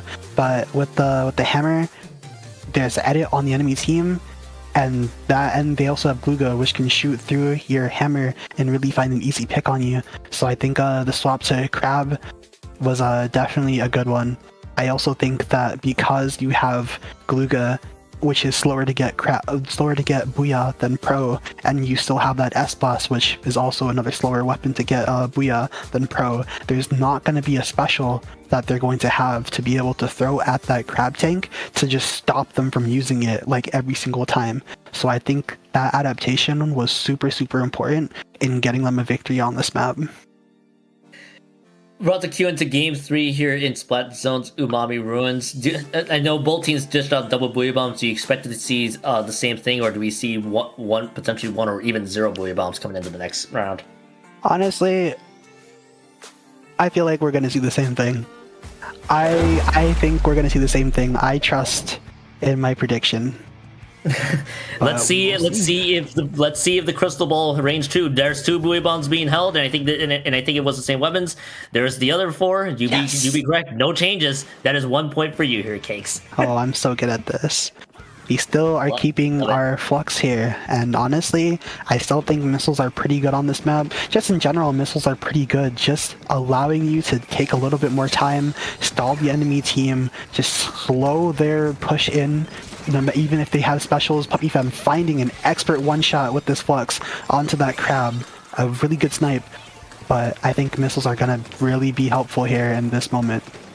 I I wouldn't be shocked if we do get to see missiles being used in its entirety, but they're gonna have to wait some time to get that farm back up, as they did go down here, and they did pick up the clue, earlier, so they don't lose some charge into that one. Buoy Bomb is being thrown into top mid. It is going to be an immediate zones control, only to be lost for about 1 quick second, and then able to get it back again. Could have seen the rare 100+1 only points, but X not allowing that. As it is going to be, then they are going to get the quick lead swap here. About 3 members being pushed back here by Sueño. Impossible. Two Buoy Bombs are being correction, 1 Buoy Bomb being thrown. There will be the other missiles being thrown. It's going to be thrown into the right side of the zone. Not quite neutralized here. It's going to be GHG immediately getting taken out. All 3 members gone. And X is holding on to control of the zone. Cakes there past the halfway marker, and Sueño Impossible is going to get out of respawns just now. Yeah, we're really seeing a lot of push into their base, and honestly, Impossible is really gonna have to make a change like right now in order to get them out of the base and find some stable footing. There's only 16 ticks left. We really need to make something happen right now. Puppy Femme going in, trying to neutralize the zone to buy a little more time, but there's not enough time, and goes down. We have the Splash and the pen just guarding the zone. The Booyah Bomb is just not going to be enough. If there was time, maybe having somebody on the other side to flip the other zone, maybe get it neutral, or like find a pick, probably would have been good, but there's just not enough time. We've wasted all of our time trying to fight the enemy team while we had no specials. We really have to make sure that we're pushing them out and playing with the specials that we do get. We can't afford to just not go. I was gonna say a lot of credit to X here, by the way, as well, because I think there was 2 that dropped, and I think when you go 3 down, I mean, Puppy Femme had to just make something happen. I think there was just nothing you really could have done in any situation here from if you're a Sueño Impossible there. But X going on to take on the team that basically made a crazy heater run, Sun Eater from the Sindu Q season 10 finale. Now having to dish them up about a couple weeks afterwards. There from X. That's their opponent coming up here. There's the preview of the bracket that's coming up here. 2 teams already finishing up their sets. Sets probably waiting for us here, Cakes. But in this case, we gotta get the heck out of here, Cakes, because that's the end of our block. A very fun block to do with you, Cakes. New set of commentators will be queuing up here soon. Cakes, real quickly, where can the people find you? Hey, I'm Cakes. You can find me on Twitter and Blue Sky and other forms of social media at XNEO Cakes. That's with an S. Just plural cakes, by the way. So yeah, you can just find me on basically anything. And yeah, like, give me a follow, I guess. I don't know. I also stream on Twitch. It's pretty cool. You should check it out. Where can they find you, Keon? Love the plugs, by the way. You can find me brewing a nice cup of tea down in the kitchen here in about a few moments. By the way, Keon2570 Blue Sky as well. Also doing streaming on Twitch as well. Shout out to our producer, by the way, Pipe Dream, but Pipe Dream's gonna have to stick around for just a little bit longer here because he's gonna take he and 2 set of commentators. By the way, that's gonna be Dark and Frostix will take you guys home the rest of the night. So until then, Cakes and I are heading out here, but don't go anywhere. There's still more great white bracket action on SOS 219. You don't want to miss the thing. We'll be right back.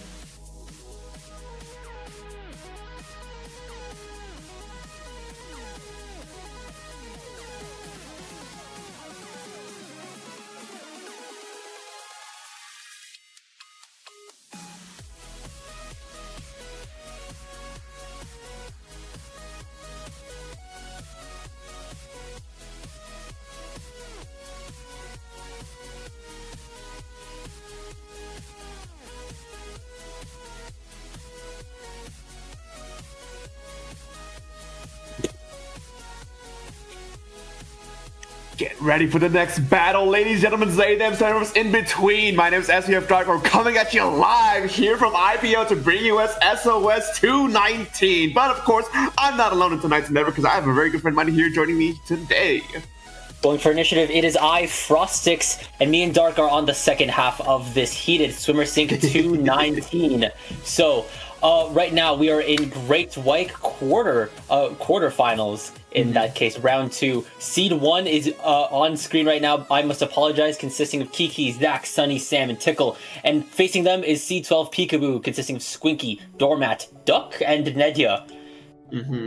Yeah, no, as we get later on to this bracket here, I'm very much excited to see exactly how things unfold. But at the very least, you know, we're still in best of 3, so no long sets for us just quite yet. Still in that best of 3 format here. And of course, kicking things off here, folks, we'll be starting the set off over on Splatoon's Robo Ramen. Zone's Ramen is, of course, a darling of the comp community ever since it got its map layout revealed. This is obviously something that is picked in so many teams' map pools for understandable reasons.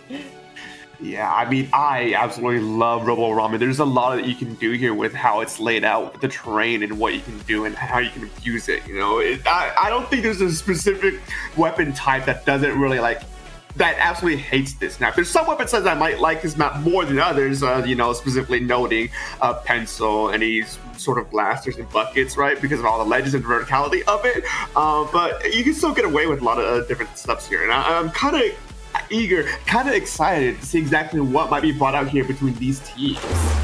Yeah, I think just holding down space is really important in Robo Ramen. Just like, whether or not that's like the key choke points or going for lockouts, that's a dapple that I'm seeing in someone's hands right now. And that's a wiper and another pair of dapples that I'm seeing in the hands of Doormat on Peekaboo. This is going to be really interesting. We're having some pretty hyper offensive comps right now, Dark. Yeah, I mean, to top it off over on Peekaboo's side, they also are running double Reef Slider there, which, with the new changes, I don't know how effective that's going to be here with this new patch, but I guess we're going to see exactly how it's going to be used. And with that out the gate, first Reef Slider does get punished immediately, but I don't think that's much of a big commitment for Peekaboo's side, you know? It's early on the game, the thing is still trying to get stabilized here. It's still a bit back and forth between both these two teams, but Peekaboo at the very end does seem to manage to stabilize a little bit better here and start their first hold. Not to mention well, I was going to say they do have their slider, but they just popped it to potentially contest elbow. That slider is unfortunately going down. Drew's dropping into Sneaky. They pop the hammer, not finding any targets until the decap unfortunately drops to their demise. Meanwhile, on zone, it's being painted up by the dualies and this crab tank. It's in neutral right now, and it has now finally been capped by I Must Apologize, who are starting to stabilize and are moving forward. They have a lot of space in their hands, and I think they're poised to send this slider in. Yeah, a good pick into the slider, clears some space, and jumping out with that tactical or boost means that they can just clean up, come in, and just take a lot of space so quickly here. And now, hiding under this ledge here, Zach's going to be on a rampage with this decavitator, keeping Peekaboo in check, running away with those points. Lead has swapped at this point here, and now it's up to I Must Apologize to try and hold up for it as long as they can to try and extend that lead even further. 3 going down with that re-slider. That's a huge swing for Peekaboo to stabilize. Exactly, that's what they needed to break out of their own spawn. That wasn't even a lot of specials. Now they've immediately recapped zone. They have a hammer in the back pocket of Drew. I think some more specials on the way if they can get their paint up. But right now there's a crab being popped by I Must Apologize. At least you need to respect that, unless you want to go down like the dualies did right there. Zone is now into neutral. Drew has popped the hammer. They're going down. 2 sliders just popped back. What was that, Dark? Oh man, Reef Slider players go for they all share the same mind, I suppose, here. And I guess at the end of the day, it's still a relative stalemate because both teams are still fighting at it on the zone, with Peekaboo finally gets out on top here and gets I Must Apologize probably flushed out of mid. But the important thing to know here is that they didn't have a lot of penalty points to get through, and they're already at the lead swap already, and now are starting to threaten their way to the end of the game here. So I Must Apologize. These act fast, these act quickly here with their specials to try and take this game before it runs away from them. Speaking of specials, that's one slider, a second slider hitting the zone, a third slider now has hit the zone to ensure Peekaboo has the amount of space that they need. Here comes a bubble now deployed by Zach, which immediately heralds a flick by I Must Apologize. It's as if those 3 sliders just never happened, Dark. And now I Must Apologize is eyeing Elbow. They're eyeing this space to go in. Kiki is actually forming a slider of their own. The Crab Tank has been popped by the Splash-O-Matic. Sam's firing off. They're dropping down into this pit. There is 2 down on Peekaboo, but the remaining 2 have specials online, but that doesn't matter. The slider's been cancelled. The hammer's been popped. Drew's gonna be able to get a pick here. Sam's just weaving in and out of Elbow. Now into Sneaky here. I Must Apologize is out of their penalty and are now starting to count down through the 20 threshold. They're going to enter the 10s really soon. This is dire for Peekaboo. They definitely need to find their way in if they want to get the lead. And three sliders again? Again, Dark? Yeah, I mean, I guess with a map like this, you know, being able to abuse the straight line that is from your side of the map all the way to the zone, you can absolutely just throw away so many specials to just constantly flip the zone. Who cares about any reslider zone or painting nerfs here if you just bring another one to make up for it, you know? And Peekaboo is kind of leveraging that in their favor, but I Must Apologize is playing this whole steady game, slowly using the specials one after another, chaining them to keep pushing Peekaboo back further and further. And with a good reslider, they were able to flip the zone back under their control, giving a heavy amount of penalty points and trying to at least force a lockout here so they can run away with this game here. But the reslider there on the left-hand side means that the zone is contested for at least a little bit by Doormat, getting another pick on top of that as well before finally going down, causing enough distraction, enough mayhem for Peekaboo to come in and try and clean up the zone. And now it's a bit of a stalemate between each team. Players going down left and right. It's hard to see who will come out on top. Zone was in neutral for just so long, Dark, and it's in neutral yet again. 2 specials are online from Peekaboo. The hammer's been popped by Drew. Nedya was trying to send their slider into Elbow, but they get shut down by the pencil. A crab has been popped by Sam now. Drew's dropping into Sneaky, into I Must Apologize's court. The zone is now yellow with 20 seconds left on the clock. No specials online. Zach has gone down in the meantime. Here comes a slider from Doormat, getting rid of Sam. The Dualies have gone down, as well as on I Must Apologize. We're going to have to enter overtime if I Must Apologize wants to get a hold of zone right now. And if anything, Peekaboo has so much space here. They're starting to occupy Elbow. They're eyeing spawn right now. They do have another slider being set by Nedya that goes into the bottom end. And Kiki, they're trying to deploy their slider. No, they go down to Squinky. And no one is walking in on Peekaboo's zone as they take the turnaround in overtime. Yeah, I gotta say that was very much an unfortunate timing for not only just for those 2 resliders, by the way. I saw both resliders whip from both teams, which is actually kind of crazy. But no, Peekaboo, unfortunately for I Must Apologize, Peekaboo was able to recontest and get a proper retake on zone right as the timer was counting down to 10, not leaving a lot of time for I Must Apologize to properly play up the specials. They had to rush to try and contest the zone, or else they're going to lose there. It was kind of a checkmate scenario for Peekaboo for that win there. It was very fascinating to see how it unfolded. A second slider has been fumbled in overtime. You hate to see it, man. First one gets sent down to the bottom layer. The second one just gets shot right out of the air, shot right out mid-slide. You hate to see it. So Peekaboo has a little bit of momentum going for them now, Dark, as they go into the treacherous space of tower control ship shape. This is one that you don't really see all too often here. I mean, ship shape, I think within the tournaments and scrims that I've been playing a lot, ship shape kind of is a seldom figure now. But I will say, whenever it does show up, I actually love playing on tower ship shape. This is one of my team's favorite maps. We have a lot of fun on this. Yeah, I mean, Ship Shape Cargo Company is a very volatile map, you know, especially with tower control. There's only 2 checkpoints here, but the way that these checkpoints are positioned, it makes it seem like there's realistically only 1 checkpoint, because the first checkpoint is so early on the path, you're most likely to get it regardless. But the second checkpoint is the one you absolutely have to hold on to by any means necessary, as once you get past that second checkpoint, things spiral out of control for you so fast, so quickly. It's actually insane. So it's gonna be a very volatile game between these 2 teams, and I would be honest, I don't think that double reslider is coming back either. There's no way, right, Dark? I mean, we're already seeing Kiki switch from Dapples to a blaster of sorts, and oh my god, they are still running double slider. They are still running double slider. Okay, Dread makes sense. It's a bucket. Sloshers play really well on tower. I think also on a map like Ship Shape, it can do really solid ledging. But the sliders, they need to be angled really, really effectively. And already, Sam will pop the crab first. Squinky being first blood. Doormat's taking a lot of chip damage here. They're on their last bit of HP. Same thing with Drew. Doormat going down to a burst combo by Sam as the rest of I Must Apologize are mobilizing. Zach getting that slash onto Drew. A slider's been popped here. Zach's trying to send it deep left field, and they're protected by the bubble. That is a very solid, aggressive push by I Must Apologize within the first like 30 seconds of the match, Dark. Yeah, no, I mean, a good leverage from Zach there to not only keep that momentum going into favor, but using flow state to absolutely just run away with more and more pressure, more and more power. And because of that, I Must Apologize, it was just so opened up here. There's so Peekaboo, unfortunately, was not have the capacity to handle the linear of the team. And they're already at that second checkpoint that I mentioned earlier, which is so crucial for them to pick, to try and hold off. And 2 players still down for Peekaboo. I Must Apologize can absolutely just run away with this game with how they've been playing. It's just pick after pick after pick. Peekaboo is not able to reorganize here, and they're already threatening that time 10 points. We have the restarter coming in to try and slow it down, but it's not enough. 5 ticks remaining. Zach found the top ledge here to try and fight Peekaboo off, and it's just pick after pick. It's utter mayhem, but Peekaboo just finally able to at least push I Must Apologize back a little bit. And with that, Peekaboo has at least a lot. The rest of the game. Wait, was that a backup? Was that a C9 that I just witnessed in Splatoon 3 for the Nintendo Switch and Nintendo Switch 2 systems? I Must Apologize. Like you said, Dark, running away with that game literally while the rest of Peekaboo was pushing them out and pushing into mid. I Must Apologize was backcapping.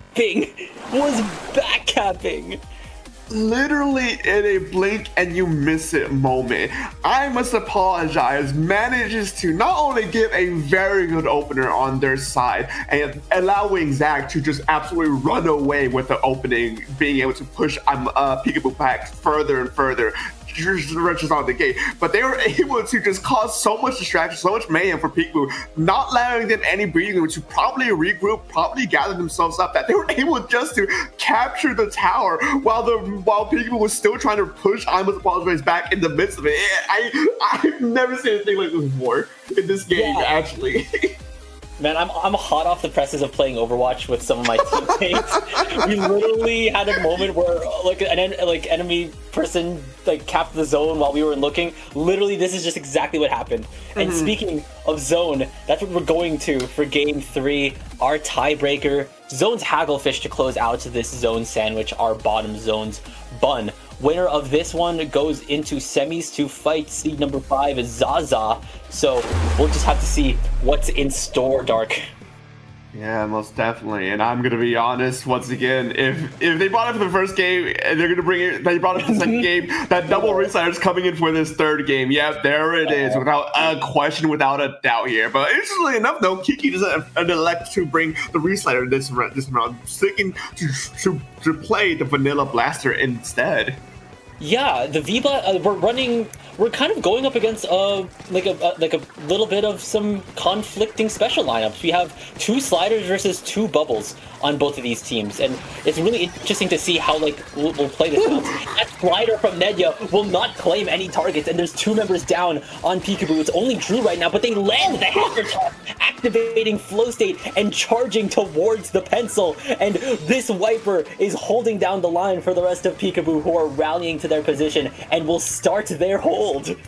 Yeah, Flow Aura now online for at least Drew there means that even though they were picked here, if they can jump in and keep the momentum going, they can absolutely extend that timer further and further. It's one of the things that makes Flow Aura such a dangerous thing if you don't know how to probably just wait out the timer here. And Doormat sitting under the tank gets 2 on top of the tank, make that 3. Doormat just running away with this, giving people so much space, so much tempo in their favor, and now I Must Apologize are kind of locked out right now.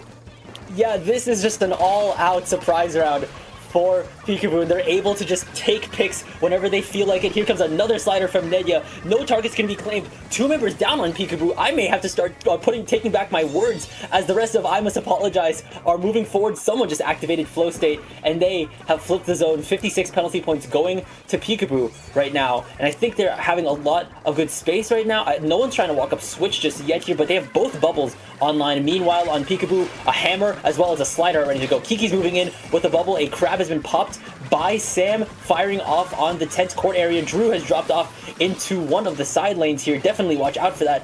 But also Drew just jumps out. Someone just got double bursted. Here comes a slider getting rid of 2 members. And I think this is the sign for Peekaboo to go in full force. Here comes a second slider. And that is going to be the flip for Peekaboo, not allowing the lead to be taken just yet. Yeah, I mean, I must apologize. Did an extraordinarily well job there, holding for as long as they did, using their specials to slow Peekaboo down. But unfortunately for them, it left them with little to nothing to be able to defend with the air incoming push here. And Peekaboo was just able to walk forward, use their specials to push I Must Apologize back in return, and was able to capture the zone once again. But unfortunately for them, though, I Must Apologize just has that extra firepower, that extra oomph that in their favor to just be able to come back off the respawn and be able to do a delayed wipeout for Peekaboo. Now being able to have the time and space to just set up properly here on this incoming from Peekaboo, they can absolutely try and contest the lead here, especially with penalty points as low as they are. I mean, yeah, like, I think in like T-minus 4 seconds, I Must Apologize will already start ticking down. But look at the top right of your screen. Peekaboo has 3 specials ready to go, and 2 of them are sliders. We'll just have to see what is about to happen. The lead has been swapped, though. Peekaboo needs to go. Here comes one slider. Here comes a hammer. A bubble has been popped. Here comes the second slider now. Will this put zone into neutral? It won't just put it into neutral, it will cap it. And I think the rest of Peekaboo is starting to find their footing and will be able to get the flip and will apply the penalty. Yeah, the 3 specials may or may not be too heavy a price. It may depend on what I Must Apologize does here in order to try and recontest. Their penalty points are close to being gone, but I Must Apologize picked 2 of Peekaboo's players down, and now being able to contest and keep the zone in the neutral state at the very least. It denies them from being able to run away and close out those penalty points, capturing it back in the return. 1 minute, 20 seconds remaining. I Must Apologize in the lead currently. They don't need to actually overextend here. They don't need a burst. If they can keep this a stalemate for the remainder of the game, they'll be the ones that come out on top here. So it's going to be a very close game to try and see who has the will, who has the power to try and overcome the other team. And if anything right now, Peekaboo is starting to win their individual fights now. They do have the numbers lead, and they're starting to take more space. 2 members down on I Must Apologize, and Drew is starting to move up switch. They have the hammer ready to go. Where are they going to do? What are they going to do with this hammer? It's running out of time. They're throwing it into top right, not claiming any targets, but now Peekaboo is out of their penalty points. A crab tank is being fired off by Sam, getting rid of the head. It's 3 members down on Peekaboo. It's only Nedya who's popping a slider, flipping the zone, but that will be enough for I Must Apologize. That is a 1-point differential, Dark, as 30 seconds are now left on the clock. Yeah, no, this is a very tight game right now. Peekaboo, realistically, they can maybe win in an overtime scenario here if they play the cards right, but I Must Apologize needs to make sure they're the ones who has control of the zone for the next 15 seconds here. And their penalty points are as good and almost as gone at this point. They might actually be looking to try and actually knock out here if they play their cards right, keeping Peekaboo locked up on their side of the tap. We see the 5-second timer. Penalty points are gone. Restarter does come in to try and test the zone here. Stacking that with a hammer throw. Wait, is it going to be enough? No! And Peekaboo, unfortunately, was not able to counter the zone in time, making I Must Apologize takes that 3rd game away from Peekaboo. Oh man, this is what happens when you bring 2. Like, this is the type of action you see when 2 or more sliders are brought into the mix for the entire set. Zones especially, and there's a bump between Tickle and Sam to close out this set. But this entire, I think, like the last 15 seconds was hot. I think we wanted to saw either Doormat or Nedya trying to go in with the slider, but then if your Doormat's going in, that's put into neutral, but then it immediately gets closed down. Drew throws the hammer, that's not enough, and Squinky and Drew were trying to go in, but at that point, you don't have at least one of your sliders. Nedya was, I'm not sure where Nedya was. I don't think that they were in a good spot to pop slider in as well, and that will be, I think that's just, that was it. There was no overtime for Peekaboo. This is unfortunately where their swimmer sync run ends this Wednesday, as I Must Apologize move forward to semis. Yeah, no, I mean, that was an extraordinarily close end game there for that set. But unfortunately for Peekaboo, I Must Apologize, was just able to keep that zone painted just enough for them to be able to capture this, or at least keep the zone neutral as time was caught. Meaning they, as you mentioned, Frostix, move on to semifinals to fight against Zaza here. And I do believe they are ready just about now. So no break this time around, just as that last game was, action after action after action. We're moving in to our next set. Not following, I must apologize though. No, we're going on the other side to get another look at the other teams that we are potentially might be seeing in the grand finals, which is going to be Sun Eater versus a Splatoon team. Come on, guys. I mean, yeah, that is a Splatoon team consisting of Teeny, the worst 4K, Zog, and Winner POV. Meanwhile, on Sun Eater, Ace, Asus, Kito, and No Name are on the roster here. Man, that profile picture on our Splatoon team is got me going, man. That is a generational image right now. That is like a generational meme for the decade. Yeah, I mean, it's a great one. I'll give you that one. But yes, no, I'm very much. I'm excited to see how this set's gonna be turning out, because I don't think, at least from what I saw the stream earlier, I wasn't here for the entirety of it because I was at work, but I don't think we've seen either of these teams on stream yet, so it's gonna be a new surprise, a new view to see exactly what's gonna be brought to the table here. But in terms of the set itself, what we do know is that we are gonna be switching from a best of 3 to a best of 5 format. A little extra a few more games for the folks, for the viewers, and for the players to try and see who comes out on top here. Of course, as well, to kick things off, we're going to be heading back to Barnacle time, but this time on Smat Zones. Of course, the zone sandwich will start with the zones map. It will be on Barnacle, and similarly to Robo Ramen, which was the start of the last zone sandwich, space control is all too an important of a thing to keep in mind here. Of course, you want to be controlling things like the enemy stack here, not necessarily going, obviously this map can feel really, really lockoutish if you can get in the right position here, and then retakes are going to be really important if you're going to be on the defending end. You don't want to be doing anything foolish. You can't be throwing out your body just so you can get space that'll end up being taken right back as soon as you die. So you need to be really smart on retakes on Barnacle. This is what I have learned. Yeah, no, area control here is very crucial here, especially if your enemy team has a backline of any kind. Being able to keep that backline disrupted means that they're just not able to take as much space, as much pressure here, because Barnacle 9, believe it or not, is a very good backline map here. So you don't have the tools, you don't have the answers to fight against a backline. You can't take the space against a backline, you're just not gonna have a good time.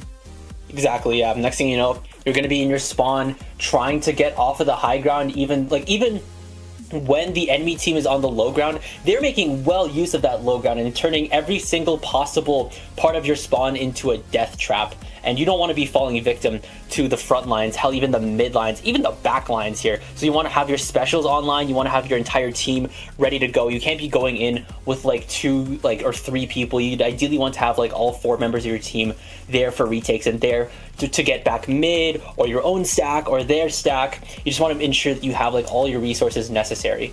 Mm-hmm. Yeah, no, I mean, it's always, this game is always a resource game to some capacity here, but I think now more than ever for Barnacle 9 specifically, it's very crucial that you do have the specials you need, and the resources you need to be able to fight against the enemy team. Again, going back to which is how this map is laid out specifically, it's very wide open, it's very flat, giving backlines like just a lot of free range to do what they need to do. So now more than ever, being able to coordinate with those specials is going to be crucial here, and I do believe both of these teams have a backline of some kind here. Yeah, there's the E-Leader on the side of Sun Eater, I believe, and the E-Leader on the side of a Splatoon team. Yeah. 2 leaders. That's going to be really interesting. I mean, the sightlines on Barnacle, I feel like, are relatively leader friendly, and already we're seeing Ace trying to go through left street, trying to fire off. The gals will, not the gals, but the gal and the Zap will trade each other out here. Ace with the gal is trying to at least keep their own space in street right now. That's a really solid spot to be sharking around in if you're an agile kind of front midliner like Gal. That being said, zone's in neutral. The Zap is still down here, and Atis will land the shot onto Zog, and potentially another one, as the rest of Sun Eater are now poised to move forward here. The whales are coming out, the Wave Breaker is pulsating, the hammer has been cancelled. A Splatoon team keeping things under control, able to take the lead by a little bit, but things may change. Yeah, no, I mean, no one team has been able to get a true proper footing over the other just yet. There's always been a few handful of players, 2 or 3 players alive on either side to be able to contest, to be able to skirmish, to be able to apply some amounts of pressure here. So as now, even though Suneater is currently in possession of the zone here and is starting to run away with some lead, a Splatoon team has found online. They have the picks that they need to keep them pushed back now. And it's been a back and forth game between these two teams so far. But Suneater still has 1-2 players left on their side. They're going to be getting ready for their own re-engagement here, especially with that hammer online. Splashdown online for Zwag here. They can go for a cheeky peek, a cheeky angle to try and catch them by surprise, but no, it looks like they're trying to back up to save it for and maybe a more opportune moment. Yeah, I mean, obviously you want to save your specials, but at the same time, you don't, like, if you end up getting wiped, that special is going to get reset, unless of course you have Cooler, which at least one team does, which both teams do actually have, since they both have Zap. But these leads have been really, really close here. Right now, it's 63-62. It's really close, and there's a wipeout now for a Splatoon team who are now almost out of their penalty points. They're going to be able to take back this lead, and they have 3 specials online. Now 2 with the whales being popped as the rest of Suneater are starting to move out here. Wavebreaker is ready to go. Zap has dropped the Cooler. Zog has the Splashdown, and Sky has the Wavebreaker. One Wavebreaker is also being deployed by Aztecs as the rest of Suneater is moving in. The Wavebreaker is being deployed now by Sky. That's a hammer being tossed out, not claiming any victim just yet. That was really close, but I think that's the signal for Suneater to move in, especially with the Gal going down and with the zone being flipped. Yeah, no, a Splatoon team finally going down here, but they fortunately for them was able to run away with so many points in their favor. And even though Suneater did get the re-engagement, did get the recontestation on the zone and managed to flip back in their favor, a Splatoon team just came in so quickly, so suddenly, wiped out Suneater again, and now looking to try to get another lockout here, potentially even a game-ending checkmate here if they played their cards right, because the last time they had a hold like this, they were able to run away with so many points, taking all the way down to 25 with a single hold. That's a very good thing with this match specifically, but 3 down from Splatoon teams means that won't be the reality of the situation here. But that Zap is just running laps and holding down the line for a Splatoon team, but they are isolated now in a 2v1, but that doesn't matter. They're able to take down the Zap, but no!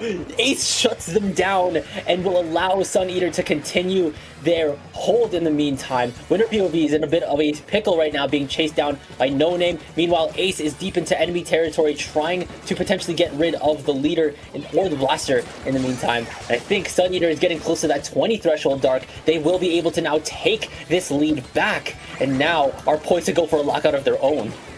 Yeah, I mean, Splatoon team needs to move in fast here because they're running out of time. They don't have any specials online, but Tactical Killer does come out and gets Ace on the gallop, but it's not enough. It's a little bit too late for them because now Suneater was able just to hold on, back up, not overextend, and just let Splatoon team unfortunately not run, or just let Splatoon team just run out of time.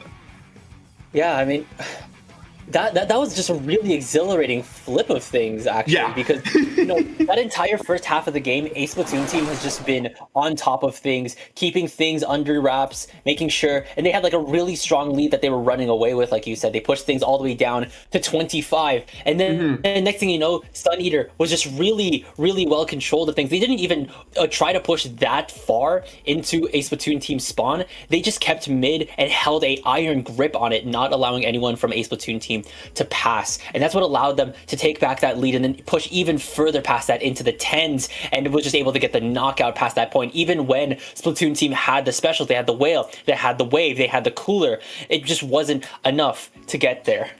Yeah, no, it was an unfortunate thing for a Splatoon team, but hey, it's not the end of the day, you know? Even though previously you were at a best of 3, this would have been a very contentious points of being already at match point for the enemy team. No, you still have some leeway here. You have an extra game to try and figure things out, which allows you to really get your ball going. And if, this first game, maybe it was just a few minor mistakes that you made on your side, it happens, we move on, and we will be moving on to Clamlet's Umami Ruins. Umami Ruins, one of my personal favorite maps. I love this map a lot. Specifically zones here, but Clamblitz is also, I think, a lot of fun.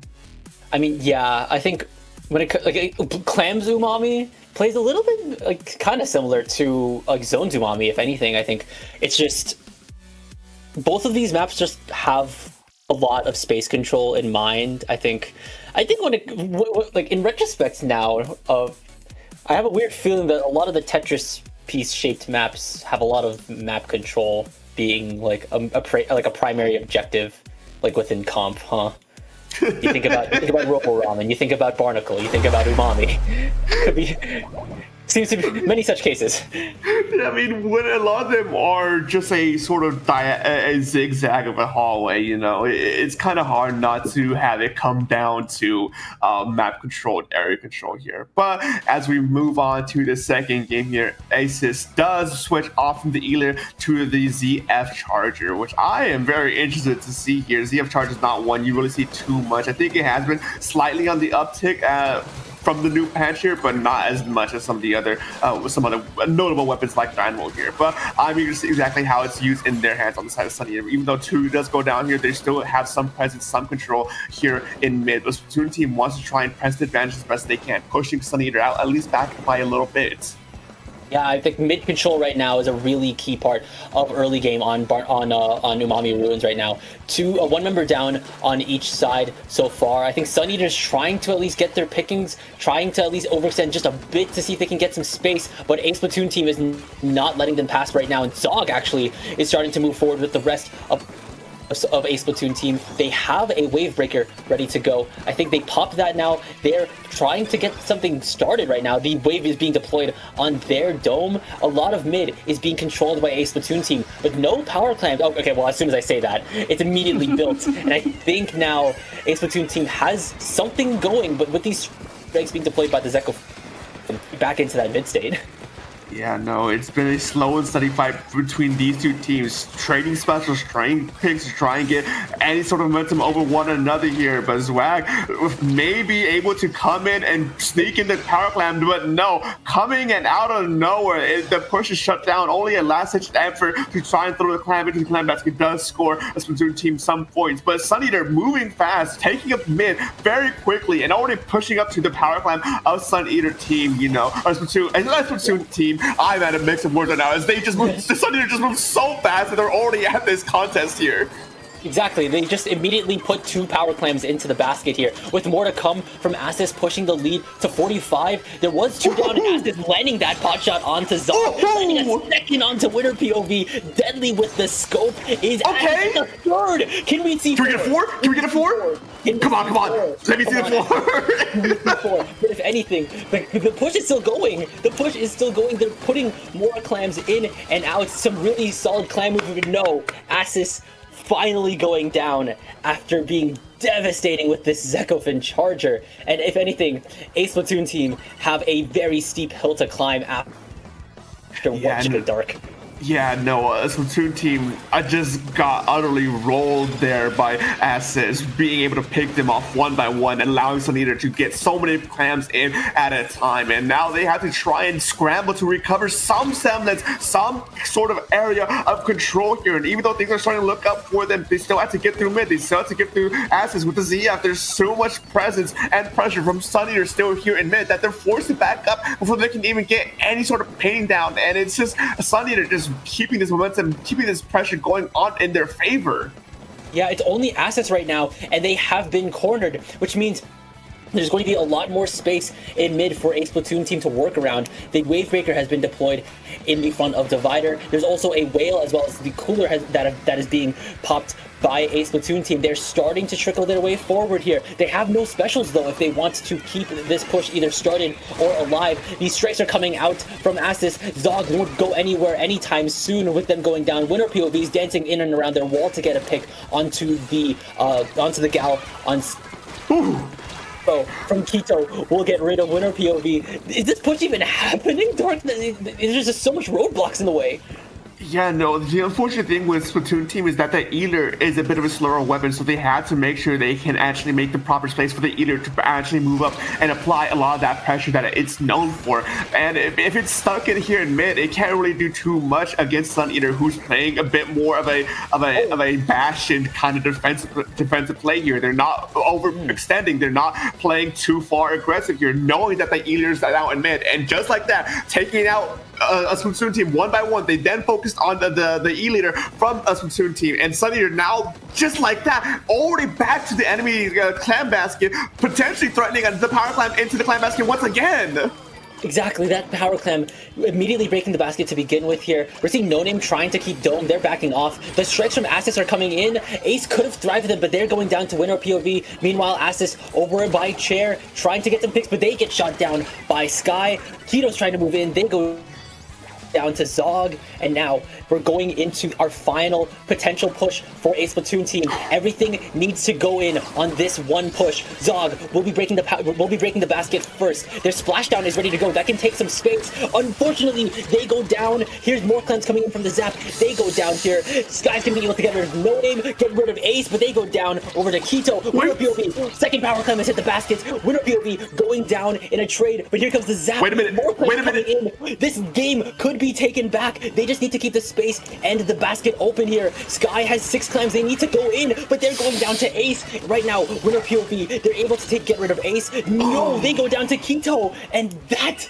is it, Dark. What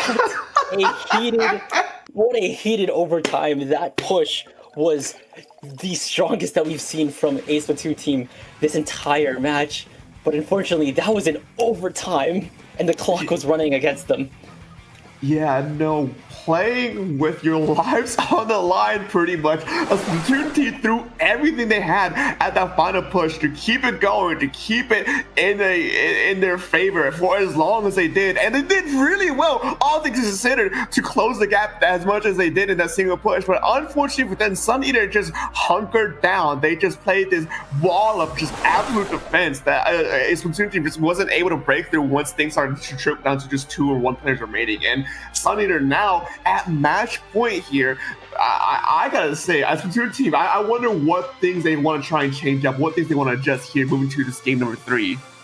Yeah, exactly. I think Sun Team, they switch off their leader to go to Zekofin in game 2. And now on a map like Undertow, the sidelines, I mean, I feel like the sidelines still are relatively leader friendly, especially even on defense. You have that really high, like propped up high ground that can overlook first checkpoint as well as the walkway. Assuming, of course, you do the common thing and go left side on your Rainmaker push. Yeah. Yeah, I mean, the left route is definitely the route most people go for, but I do think, and I do want to say that I do believe that people should try that right path a bit more often. And yeah, it's more dangerous, and yeah, it can be more difficult to get through here. And the left path thing, the path that a lot of people are more safe with, more comfortable with, or actually know how to actually play around better with, you know. But that right path, you play your cards right, you see the opportunity. There's no reason to just try and go for a Hail Mary and just get an instant dunk just like that, you know. Yeah, exactly. I mean, like, if you try to go for that instant dunk, then like, if anything, then you're dealing with a lot more problems in the future, like, because you went the right side instead of left. So now I think we're running out of time to yap, as we're now going in to the thick of it. Like you said, Dark, SunEater is on match point here, and Asis is now on C leader, and I can definitely see the case point for C leader. Kraken being deployed with the Rainmaker on its push can be really devastating, and also Hito switching off of Wiper, now going on to V Blaster. Yeah, I like some of the changes here from SunEater. You know, the Blaster with a lot of the ledges here on this map can absolutely run away and be a big thorn to the side of Splatoon team here. And of course, E-Leader with the Kraken, it can mean that they can just play a good amount of defense on the tower itself. And just like that as well, SunEater gets the first 2 picks in their favor and already passed that first checkpoint. Even though I think his first checkpoint here on this map is cosmetic, right? At the very least, they do get it and start looking to try and at least eye that second checkpoint in their favor. Jesus, Dark, I just realized I've been talking about Rainmaker so long I didn't even realize this was tower. Man! I didn't want to say anything. I just wanted to go with it. If anything, Asis does have the Kraken, which of course, like you said, Dark, can just be held on tower, but if not unless Sky has something to say about it, they're going to be shutting down that C leader, but they're going down now to Ace, and if anything, that now means SunEater is still going forward. It's only winner POV who's going up against Asis and No Name, which means this tower is continuing its push. They're at second checkpoint. They are now past the point. They're going to be approaching the point of no return and going past it eventually. But Asis, they're out of position, and No Name, that's a delayed wipe now for a Splatoon team. that was the delayed wait. But importantly, though, for Sun Eaters, that they managed to knock out that third checkpoint, which is kind of a hard one to push through. So if they ever get to that point again, it's going to be such a dangerous territory for Splatoon team to try and recover that in their favor here. But 3 down again for Sun Eater, practically a delayed wipeout for Sun Eater. It means Splatoon team can get this tower, get the first checkpoint, and start heading towards that second checkpoint, setting them up. A beautiful pick from Sky as well means that things are looking really good for them in this incoming push here. I mean, yeah, like they're starting to find a lot of their momentum here, getting that delayed wipe twice in a row. Very, very solid. And they're also getting rid of the Gaia, the major thorn in their spine, and we're seeing the Zap moving in, getting 2 picks, and that's just some solid work being put up by Rinky over here. I think they're also trying to keep this tower alive alongside Winner POV. They're going to be able to get rid of Ace, potentially No Name, unfortunately getting down in a trade. And Ace Splatoon team, their numbers are starting to thin out. Sky's the only one left on the field right now, but the Zap potentially having something to say about it. They're unfortunately going down as well, as the tower coasts back up to mid, and now it's Sun Eater is reclaiming a lot more mid control. Yeah, no, Sun Eater played a really good defense here to keep things under their control, keep Splatoon team in check before things can absolutely spiral out of control here. Specifically, that second checkpoint plays a crucial part in this game to try and slow down the game a little bit, to try and make sure things don't just obviously run away as you get past closer to that third checkpoint, where things can utterly be chaotic, utterly spiral out of control, and snowball into oblivion. But at the very least now, Sun Eater is playing a neutral game here. Both teams are constantly skirmishing across the path. What a fight that was, and what a pick this was as well from Aces, as now the ball is starting to roll in the favor of Sun Eater yet again as they take the tower and get ready for their second push here. Yeah, they're already ready to go. Assist has the Kraken ready to go. There's also a bubble ready to be popped, which does get popped, but the blaster does go down alongside Ace. Right now it's only Assist and No Name. They do drop the cooler for themselves. That splashdown, they just shrug that off like it never happened here. They're also going to be able to chip down and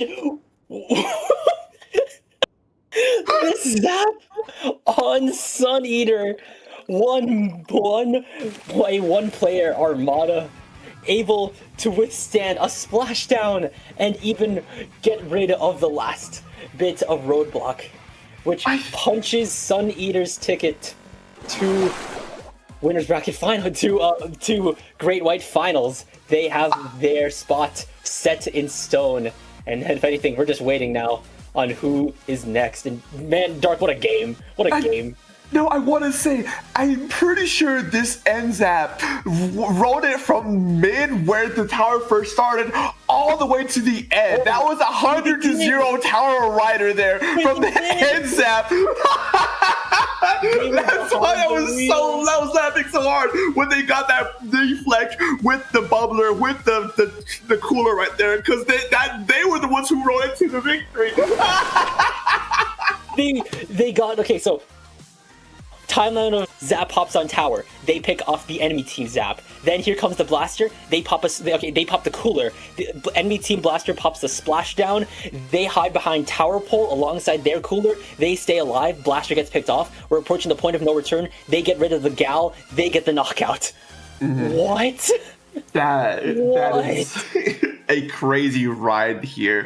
But no, Sun Eater going 3-0 against the Splatoon team means that there will be one of your grand finalists here for SOS 219. Splatoon team, though, unfortunately, you did not get that grand final victory or potential victory here. You will have a chance to try at least fight for third place here against whoever loses on the other side of this bracket from I Must Apologize versus Zaza here. So there is a little bit of a wait, though. But before we head to a break, there's a few things we actually had to talk about here, Frostix. And you know, me being me, I feel like I should be the one to talk about this first thing here. A little thing known called the LCS here, folks. It has returned and is concurrently happening right now. We already had 4 of our teams, 4 of our events happen here, folks, here. And starting next weekend, with High Souls on the 21st of March, there will be a LAN event every single weekend leading up to the grand finale on April 26th on Sunday.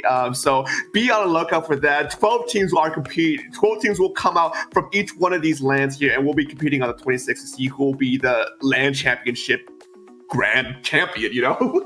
Exactly, yeah. Like this LCS, we've had a couple new lands being folded into the mix. I personally went to and also casted at one of them, Toronto Roca, in of course my wonderful snowy hometown of Toronto, Ontario. And I mean, I personally know the winners of Toronto Roca's land, and I'm super hyped to see them take on the rest of LCS. And like you said, I mean, now like more than ever, this is the time where you can come out, get out of your chair and then sit down in another chair at a cool venue to support the competitive Splatoon scene locally in your cities here. So whether or not you're in like Chai Shoals, which is happening relatively soon, like you were saying, or actually I'm not even sure, like Anarchy Nova and Sea Battle and the next Big Dapple and H-Town Splashdown and New England and Sunset Surge and Don't Flounder. I mean, lots of opportunities in a variety of states, not in Canada because Toronto Roca already happened. But yeah, if you are living in those areas, I mean, come out, like see what and support. Maybe you can participate. Maybe even you'll end up competing in the LAN Champion Showdown. Yeah, I mean, signups are live for, I'm pretty sure, for every single one of these lands coming up from Chai Shoals all the way to Don't Flounder, which, by the way, as extra context right now, staff for Anova, staff for Don't Flounder here, you know, I'm a land connoisseur, what can I say, right? But yes, that is happening over on Splatoon tourney, by the way, so keep an eye out on that. But I do believe there's something else we have to talk about, Frostix. Oh, yes, there is. Literally, right after we talk about a multi-country wide spanning event, we have exciting news to reveal the return of another multi-country spanning event, and it's a video. So take a look at this.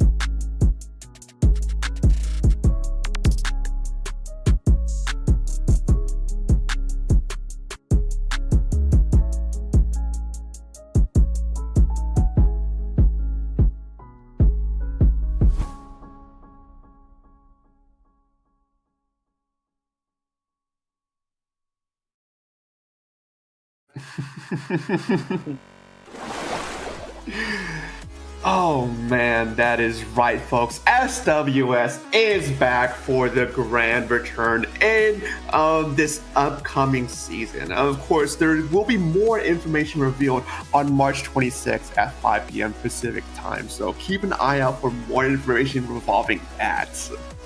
Yeah, exactly. I mean, Flat World Series was really big for the community last year, and it'll probably be just as big going into things here. And I guess if you maybe don't have the money or the time to go to any of the LCS lands, you could try your hand at the SWS tournaments here. And of course, you're also coming in to fight to fight teams from across the world, and I mean world, NA, EU, and Japan. So it'll be really big. The live reveal of everything for the future SWS season will be revealed on March 22nd at 5 p.m. PT.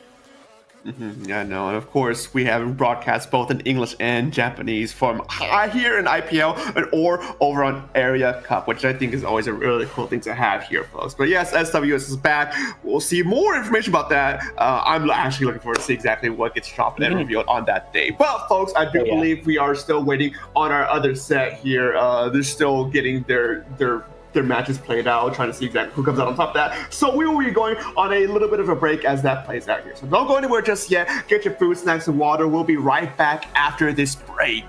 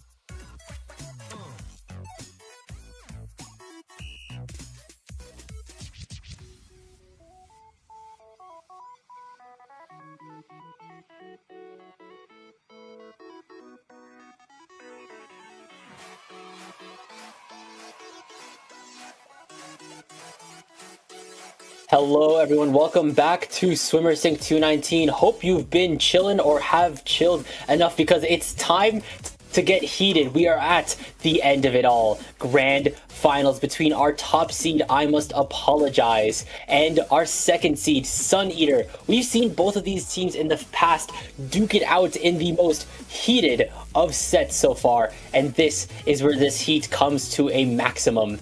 We're going on a one final best of 5 set to see who takes the crown as this week's Swimmer Sync champion.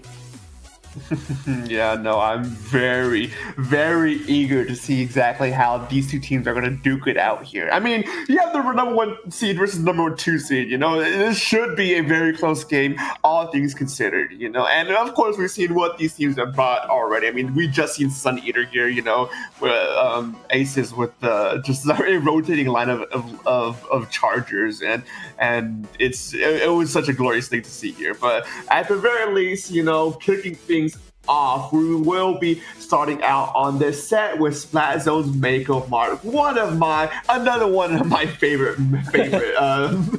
favorite maps. I mean, Zone's Mako can be pretty intense if you're like, once you get really deep into it. Man, that yay just kind of took me out for a second. Back to what I was saying. Of course, what matters a lot in Mako Mart here, AoE is like a really big asset that a team could bring. Sloshers and buckets in particular. And I think both of these teams has at least one, either a slosher or I think it's like both teams have a blaster of some kind, right? Mm-hmm. I think you're right on that. I think I Must Apologize doesn't, if anything. Well, we'll see here in just a second as this game is starting. Grand finals of SOS 219. Who comes out on top between Sun Eater and I Must Apologize here? And of course, I Must Apologize bringing out something we've seen already, the decap, the blaster, the splash, and the pencil. And Sun Eater flinging their own tried and true of the E-Leader, the Gal, the NZAP, and their own blaster. I mean, obviously, we know that I Must Apologize runs really fast and really quickly. They've got Zach on this decap, Kiki on the blaster, and Sam with the splash, but also don't doubt on Sun Eater as well. Ace, assist, and especially No Name after what we saw them do in that tower could be a force to be reckoned with, but right now, I Must Apologize, they're getting zone first. Sam is trying to ward off attention to left side here, and if anything, they're also trying to get some stack control as the zone now goes into neutral. Flipped by Sun Eater. The whales come out. The blaster's gone down. The decap's gone down. Keto and Ace are moving in tandem to get rid of Sam, and they have this zone locked down. Yeah, and the fortunate thing that's bad for I Must Apologize here is that they had to go up against this E-Leader who has a lot more range, a lot more pressure, and a lot more presence against a pencil. But just like that, the E-Leader does go down out of nowhere, and I Must Apologize moves in fast, gets the zone flip almost immediately after that pick there, in order looking trying to pick out the rest of the members of Sun Eater. We see Zach here trying to play against Ace, who does come on top in that little script on the right hand side, and of course, unfortunately, Ace is on the right hand side, using the Eater to apply more pressure, get more picks here to try and push I Must Apologize back, and it's working in their favor now as Sun Eater is now set up proper here, trying to get through those penalty points. Yeah, it's like they're almost out of it too. They're in the single digits here. Kiki just got Ace direct onto No Name, and Sam is now firing off onto Ace. 2 members down on Sun Eater now, as I Must Apologize is moving in very quickly. Zach will land the slash onto Asus and will move in, sending it deep onto the flank, but they get directed by Keto. And now Sun Eater is looking to start their take back, but Kiki's gonna land another direct onto Ace. They just cannot catch a break, as now I Must Apologize are able to take the lead. Kiki's already moving up to try to get their ledge on, potentially getting rid of Assist or No Name. No Name's going down. Assist is going down as well. And now there's only an Ace left on the zone, but they're trying to run away, but the zone is still taking down in Yellow's favor. Yeah, no, I mean, I must apologize. The thing that they have in their advantage is speed. They're able to dance around and just keep a Sun Eater from preventing them, or keep them from being able to set up properly here. And that's the thing that had to leverage constantly throughout this game. For as soon as Sun Eater and Aces does get set up and gets that E-Leader in proper position, they're in a hard stuck situation to try and move them out of there, because they don't really have too many choices to try and actually disrupt the E-Leader. You know, you do have Crab Take, yeah, right, but there's nothing stopping Aces from backing up here and just being able to pick them from afar, especially with the top half being exposed there, like we just almost saw it there from Asus. But unfortunately, this Crab Take does not get too much value here, pushes Sun Eater back a little bit, but still a relatively neutral game, as I must apologize. Unfortunately, 2 players down here. Yeah, and that's not what you want to be happening, especially when you had such a very strong hold earlier. And especially with Sun Eater being very, very close to entering your point threshold. They're now in the 1s here, and they should be... Oh, wait, but the neutral Assist going to be able to land the shot onto Kiki. The zone is still neutral, getting a shot onto Sunny here. That bubble is shielding the damage, and I Must Apologize, keeping the zone theirs. And the Assist, keep landing the shots. Assist, getting the shot onto Zach as well. There's another bubble coming out from I Must Apologize. Sun Eater now back in control. Zone is now into neutral here. Heated right now, but now I think Zone is being controlled by I Must Apologize, and I think the dust is starting to settle. Yeah, I mean, dust does settle. Sun Eater finally forced out from their setup here, running away with so many points and only a 2-point differential right now. That is a huge hold on their side to keep this a close and contested game here. And now with 1 minute left, it's up to I Must Apologize to try and hold on for as long as they can to potentially throw this out to a victory, a knockout victory here in their favor. 10 ticks remaining on the penalty points. Sun Eater must move in fast here if they want to try to stay alive a little bit longer in this first game here. But I Must Apologize does not have the firepower and goes down to a wipeout. Now Sun Eater with a proper setup here, they could be absolutely devastating blow here to I Must Apologize.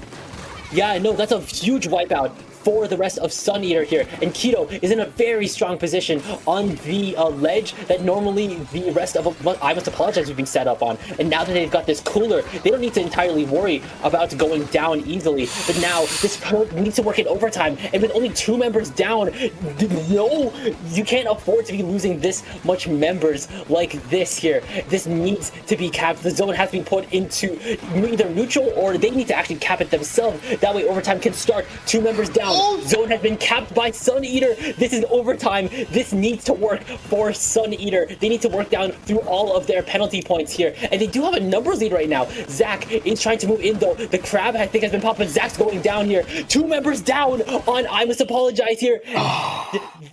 There it is. That overtime is donezo. And I Must Apologize. They're not letting this game end with an overtime comeback. That's game 1. Yeah, no, down to the wire on this first game. Sun Eater and I Must Apologize took it to the whole mile there before I Must Apologize in the nick of time was barely able to contest the zone before things were able to spiral out of control there. This was a tight situation here, by the way, with how much pressure, how much presence they had on the zone on mid here. It was literally up to this Crab Tank hitting the right areas on the zone there with the lob shots to be able to contest the zone and get the zone flip in it as fast as they did there. So I gotta give shout outs there with I Must Apologize for playing that end game as well as they did here. And Sun Eater, first game of the set, no big deal. You know, you still have plenty more games to get through. Yeah, I mean, yeah, big shout out, Sam. They're like really on top of things with the splash and with the crab tank. And honestly, obviously, I think we've seen I Must Apologize as well as Sun Eater be pretty consistent with their team comps across the board here. I think Sun Eater's the one that's a little bit more adaptable here, of course, with assists having that, you said, rotating arsenal of chargers, but also we've seen Keto kind of like switch between things like blasters. They were on Wiper in some games here. They're also pretty adaptable depending on the scenario. And in a mode map like TC Inkblot here, some things could change. I think Keto's probably maybe going to stick on a blaster of sorts here, but I think what really I'm wondering, what's Sith bringing out? Yeah, I mean, I think last time we saw Tower Control from Aces, we did see them bring out the CE leader for the Kraken specifically, which I get. I see the vision there, and it wouldn't surprise me if we see it here either, you know. But the thing is, right, I don't know if this exactly is an E-leader map to begin with. You know, it's very cramped. It's very awkward holes to be able to like actually apply your pressure, apply your presence. So it also wouldn't surprise me too much if we also see the E-leader get swapped out here completely. But at the very least, we're going to see exactly if I am right on that call or not. On the other side of I Must Apologize, nothing new there on that end. And then, yes, there it is. Aces does go, instead of the E-leader, to the ZF charger. Yep, ZNF is going to be a really interesting... I think the sightlines on this is a lot more, I think, friendlier for Zekofan. And also Strikes could be a really interesting new approach that Sun Eater will bring to the table. That being said, Ace has already gone down to Zach. And also, I think that's the Kiki going down. Sam's gone down as well here. I Must Apologize. Their numbers are dwindling. Keto's trying to hold down their space. They unfortunately go down to a bomb, but they do at least have the cooler ready to go. Sun Eater will be starting their push. Ace is trying to dance around Stack, trying to ward off, I think, Zach, trying to push them towards Tree. The Crab is being popped by Sam, which will at least be attempted to be shredded by the Strikes, but that Crab still on the tower. And I think is Sam trying to run away with this? Maybe. I mean, Sam is a splash-o-matic player here. They can absolutely be an annoying fly, to put it lightly, with that weapon, with how fast you can move around here. But unfortunately, I Must Apologize, is shut down there one by one. Sun Eater gets pick up a pick, and now Keto looking to try and take over bats on their side, trying to be the ones to keep I Must Apologize in check, especially with the bubble here. It means that they can actually get through this first check without too many issues, and just start to apply even more pressure if they can get past it here. And of course, stacking that with Ace's own strikes there. These things are looking really good for this push from Sun Eater. Exactly. Right now, though, that's all of their specials being deployed once those strikes came and went. And I'm not sure if Sun Eater is going to have a lot more staying power, especially now that it's only assists left on left stack. They got to get out of there lest they go down. They're able to jump out right in the nick of time here. Ace now subbing in for them, able to get rid of Kiki. They have their whales coming out as well. Zach's in a bit of a pickle here, but they have their bubble. They're able to get rid of, I think, 2 members of Sun Eater right now. It's a no-name and assist on the field at the moment, and I Must Apologize, they're already moving in, and moving in fast. Yeah, a fast take here from I Must Apologize to keep Sun Eater off kilter, off balance. You know, 2 players down once again from Sun Eater. They can't probably regroup here. We do see the strikes come out, but they can avoid that quite easily. When tactical online from I Must Apologize, they can go on the absolute offensive here without too many issues for repercussions there. And 2 picks from Sunny means that I Must Apologize is looking really good on this incoming push here to try and at least take that second checkpoint here, and maybe potentially threaten the game-ending though. But a wipeout in favor of Sun Eater means that they at least get the chance to punch back here. Sunny's slowly starting to give Assists a run for their money. We may have to see some extra work being put in, but especially right now, we're seeing Sun Eater pushing up, trying to contest bats before the tower even gets to first checkpoint here. A lot of resources are being put in by Sun Eater. The strikes came out, the whales came out here. They're putting a lot of people forward here, but the tower isn't even past mid right now here. Ace going down in a trade with Sam. Keto is also trying to keep right stack, but they go down as well. No Name is trying to get the jumps in for Keto as well as Ace, as the rest of I Must Apologize are starting to move in. Zach is pretty low. They're jumping out right before they go down. Tower has hit the first checkpoint, and now I think I Must Apologize are gearing up to go. They have 2 specials. Cancel that. I think we're right back into a mid state right now, but I'm losing track. Dark, take over. Yeah, no, it's just been such a chaotic map. Constant fighting, constant back and forth picks, constant back and forth specials, you know? And both of these 2 teams are just playing to their absolute pinnacle to try and take any sort of leverage over one another here. And now we see Sam using the crab take here to allow the rest of their team to be able to push up here and apply pressure. But Aces with the snipe with the ZF charger brings down that crab take. And now I Must Apologize is slowly crumbling from their own push. Sueño moving quickly to retake the mid, retake their side of the map, and start to push I Must Apologize back. Only contesting their bats out of nowhere. Using the strikes, using the killer well, using the bubbler here to push in a lot of pressure and throw in a lot of presence in front of I Must Apologize's face. Yep. I mean, it's working though. No one was trying to stop Assist and No Name, and they're finally able to get to the first checkpoint here. But here's now the resistance from Sam, from Zach here. They're starting to pick them off. 3 members down. It's only Assist, and they're jumping to their demise, and that demise's name is Kiki. With 40 seconds left on the clock here, Suneater, the lead definitely attainable, but they just need to at least slow things down a bit, in my opinion. Here, they were like a little bit too eager to go, and I think they're still a little bit eager to retake. Assist going down, Ace being forced to jump out here. Tito, they're going down as well. No Name's trying to take the fight to Sam on this stack as well, but they just have a lot of space in their favor here. We're going to start entering a potential overtime situation for Suneater here. They have thrived in overtime in the past, but they have no special to work with. Kino's gone down, Zach's gone down here. We're going to enter overtime soon, Dark. You're on this one, Dark.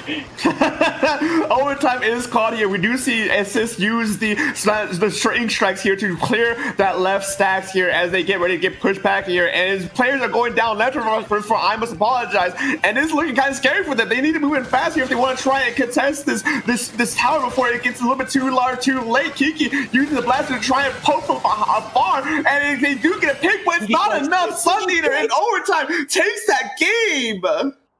GG Strikes and GG Cooler come out from Suneater. It's like I said, Suneater, they can thrive in overtime, and that's they do. The lead was attainable. They can thrive in overtime. They deployed. They actually played things a little bit more strategically here. They timed everything really, really well. Effectively here, they obviously sent their frontliners to bats here and also kept everywhere where they need to be. Yeah, no, I think this was exactly how you wanted to play this overtime for Suneater. You know, you didn't load everyone up on the tower. You had enough players in the front line to keep I Must Apologize distracted enough, keep them stagnant enough to be able to pull attention away from the tower. And even if you do have one player go down on the tower, someone was already moving on there to be able to keep the momentum going. And just like that, they were able to just. I think that was exactly a textbook scenario for overtime. Because man, I don't think how else they could have played that better there. I mean, yeah, like that's a lot of momentum. I think that Suneater can now ride off of as we go into game 3. Scorch Gorge, Clam Blitz, both the first time we're seeing clams and the first time we're seeing Scorch in at least our block of Swimmer Sig here. Going to be really interesting to see how they're going to at least control the map and also like at least also try to at least because I think when it comes down to Scorch Clams here, when a push can start, it can either go like it's either all or nothing. Yeah, no, the so much space and is able to have like a really long push. Yeah. It's very much it's not as volatile as some other maps like Crab Leg or whatnot, right? But at the very least, I think the thing to really look out for here is those ramps leading up to the clam basket. If you have proper control of those ramps, you can dictate a lot of the tempo of this game, of this map, to really say exactly like, no, we are just going to keep you away from being able to get there. Oh, we broke through. Now we're going to be able to stagnate you in your own spawn, you know? So I'm eager to see exactly how this next game plays out, and exactly what might be changes, especially on the eye of Aces, who has been rotating through the Chargers these past few games.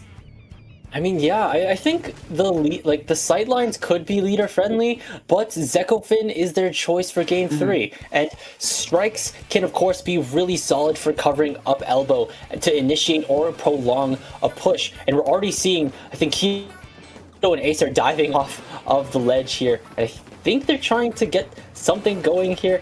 We're in mid-state right now. Clam Economy is still in a very early neutral spots here, and 2 members now have gone down on Sun Eater, and I think I must apologize. They're already ready to go. They have a power clam, they have a special at least, but they are getting gunned down by Ace. 2 members down on both sides, and we're right back into neutral. Yeah, I mean, that's the thing about this map as well. It's very hard to actually get any kind of push going.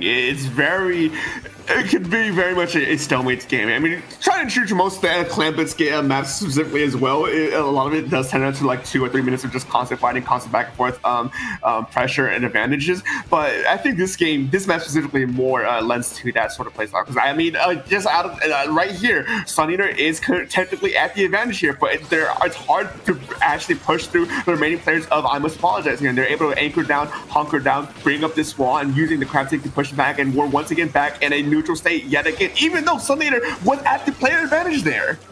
Yeah, it's like you have to just have like basically everything ready to go. You need specials, you need space, you need clams for a prolonged push. And I think I Must Apologize was trying to do something here, and the strikes are showing some resistance, but they are able to break the barrier once, but it's only Sunny, and they're just barely able to jump out, barely missing the mark on the hammer. And I think that's just gonna give Sun Eater more space and a lot more resources to work with. They're already breaking the barrier. Keto will say a second power climb is at the basket and will take the lead 60-80. Can this go on a little bit further here? I think there's a lot more resistance. No names jumping out. The basket's closed. I think it's smart to probably end it here. Yeah, no, it's recognizing that they should just cut their losses here and just not overextend to try and get maybe one additional clam. Sun Eater does pull back a little bit as much as calling online for I Must Apologize to try and keep this pushback in their favor.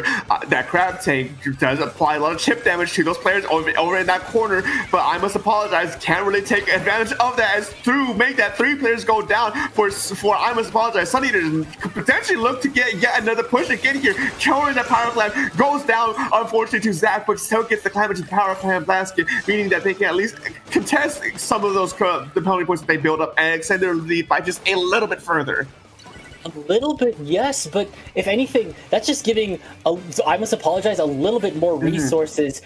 And like they're already starting to take more space, take more picks here. Sam has all of the top mid tower in their hands, and they're crabbing on Grates here. That's a really deadly spot to be crabbing, especially if you get sniped down by assists right then and there. I think we're now starting to see I Must Apologize trying to trickle forward, but they're getting picked off before the push can even begin. Zach is 1 clam away from a soup, but I'm not sure if the decab is the right person to be holding things right now. The soda has been deployed here. That bubble is still ready to go. Power clam has now been built. I think Zach's trying to move with it. But no, they're not able to get that in just yet. But will Sam is able to get the first one in. Do they just need to get that second one in? And Kiki, they're able to say second power clam has hit the basket and will push the lead with more clams to come in from Sunny, pushing the lead to 35. Was this just sitting there? And Zach's throwing more in. The lead's being pushed to 26, 23. And what a counter push from I Must Apologize.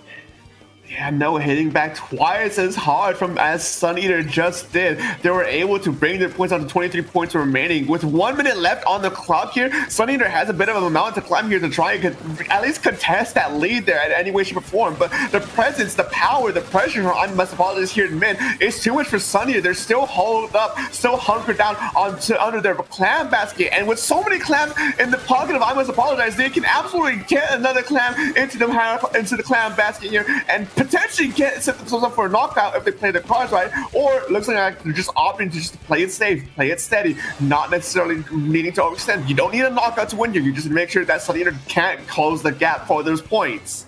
Exactly here, playing defense here, really solid for them to do. But I think we saw a little bit of overextension with Kiki there, and I think also with Zach or Sam in that instance. But right now, Sun Eater, you guys need to be up there. You guys need to be taking space, be around the elbow area. Okay. There's a shot from assist landing onto Zach here. I think this will once again have to go into overtime if Sun Eater wants to take game 3 here. And of course, they've thrived in overtime before. The whales and the strikes are coming live, and now overtime has begun. done. Will Sun Eater be able to go from 60 to 22? There's 2 members down though. It's only Assist and No Name, but No Name has been able to thrive as a front line, and Assist can land those shots, but we're halfway through overtime. The Hammer won't claim any targets right now. Assist, you need to get that power climb in, and no, they go down to Zach. And that will be the game win from I Must Apologize. They are now in the lead 2-1. Yeah, I mean, with an end game like that, it was really, really difficult for Sun Eater to be able to break through that wall of defense from I Must Apologize. I mean, it's like I mentioned earlier, being able to control those ramps leading up to the clan basket dictates so much of your pressure, so much of your tempo. And I Must Apologize, recognizing the win condition for Sun Eater, chose to, they don't even need to engage here. They just need to make sure they can actually fight out on here on this ramp, make sure it's a neutral zone, and making sure that Sun Eater just can't properly push past them to be able to get that power climb basket here. And it was again, with one of these 2 teams, especially, just another example of just a textbook way to play an end game like that. And it's to be expected with the seed number 1 and seed number 2 here with today's SOS. I mean, yeah, they've fought all their way to the ends of the Great White Bracket here, and we are potentially nearing an end with I Must Apologize now being at match point here. If they're able to take Tower Hagglefish, this will be set to win for them, and they will rise triumphant. But if Sun Eater can take this, they will have one more shot to make it at Splat Zone's Mahi Mahi. But we're still in the pregame for TC Hagglefish. We saw that Sun Eater was able to win the last tower control in a very decisive overtime here. So I think maybe Sun Eater has likely learned from a lot of their mistakes that they made in the last tower control match, and you could potentially at least capitalize off of lessons that they've learned, at least from that. Yeah, no, it's definitely a bit of a point of contention here for Sun Eater. You know, your back's against the wall. You're 1 game away from losing out in Grands here. Not exactly how you want to end your run, but it is still a possibility. You did it well on your last tower control map, and you're back on tower control here. Even though it's Hagglefish Market, it's a little bit different than Equal Art Academy, but you still have that prowess. You still have that knowledge in your back to really push you forward here. And you know what? You know what's one thing I just realized, Frostix? We haven't seen a Rainmaker game at all tonight. No, we have not. I confused myself into believing Rainmaker was there, but it wasn't. That was a tower match. And meanwhile, on the end of Stamper? We're seeing Keto on Sticker Stamper, and Assist is now on C Leader. So I think the sightlines are a lot more leader friendly. Sticker Stamper is going to be the big game changer for Sun Eater to deploy. And I'm really excited to see what it can bring to the table. And already, I think the Kiki has already gone down on I Must Apologize here. Sam has their crab ready to pop. It's not on high ground. Sightlines may be a little bit dwindling here, but Sun Eater is at least trying to respect its space. The Booyah Bomb is being charged by Keto, being deployed on tower. Keto's now on tower, trying to get rid of Sam. That they do. Zach's gone down to No Name, who's also able to get rid of the blaster, and Keto is moving in with these whales. That last person jumping out here, and I think Sun Eater's easily going to be able to take that first checkpoint. No problem.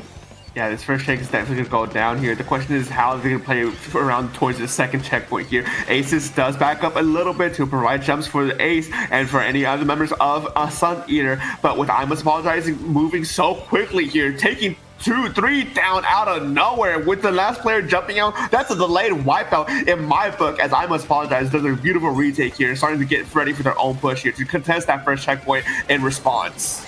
Yeah, if anything, I Must Apologize has their entire arsenal ready to be deployed. One bubble has been deployed. Sam has popped their crab. Zach has their bubble ready to be deployed at moment's notice, but Zach's gone down, being a little bit too overzealous here. And now I think I Must Apologize is getting close to taking back this lead. Their numbers are starting to dwindle a bit here. Sunny and Kiki. Kiki's already gone down. Sunny is being cornered, and that is also Zach going down. And that's an immediate retake by Sun Eater. This lead isn't going to be taken back just yet. On their special end, they have Cooler, they have the Kraken as well as Booyah Bomb ready to be popped here. And 2 members have gone down on I Must Apologize here. I think Sun Eater is raring to go. Yeah, I must apologize. Has to be very careful here. This map is known for being so snowbally, so just spiraling out of control so quickly here. And with losing 2 players as Sunny is approaching this second checkpoint, it can be very dangerous for them here in this incoming. But I must apologize. Does slow down the tempo at least a little bit, taking picks of their own. But the question is, can they properly flush Sun Eater out? And I think that they do, because the last player standing is Aces, who does go down.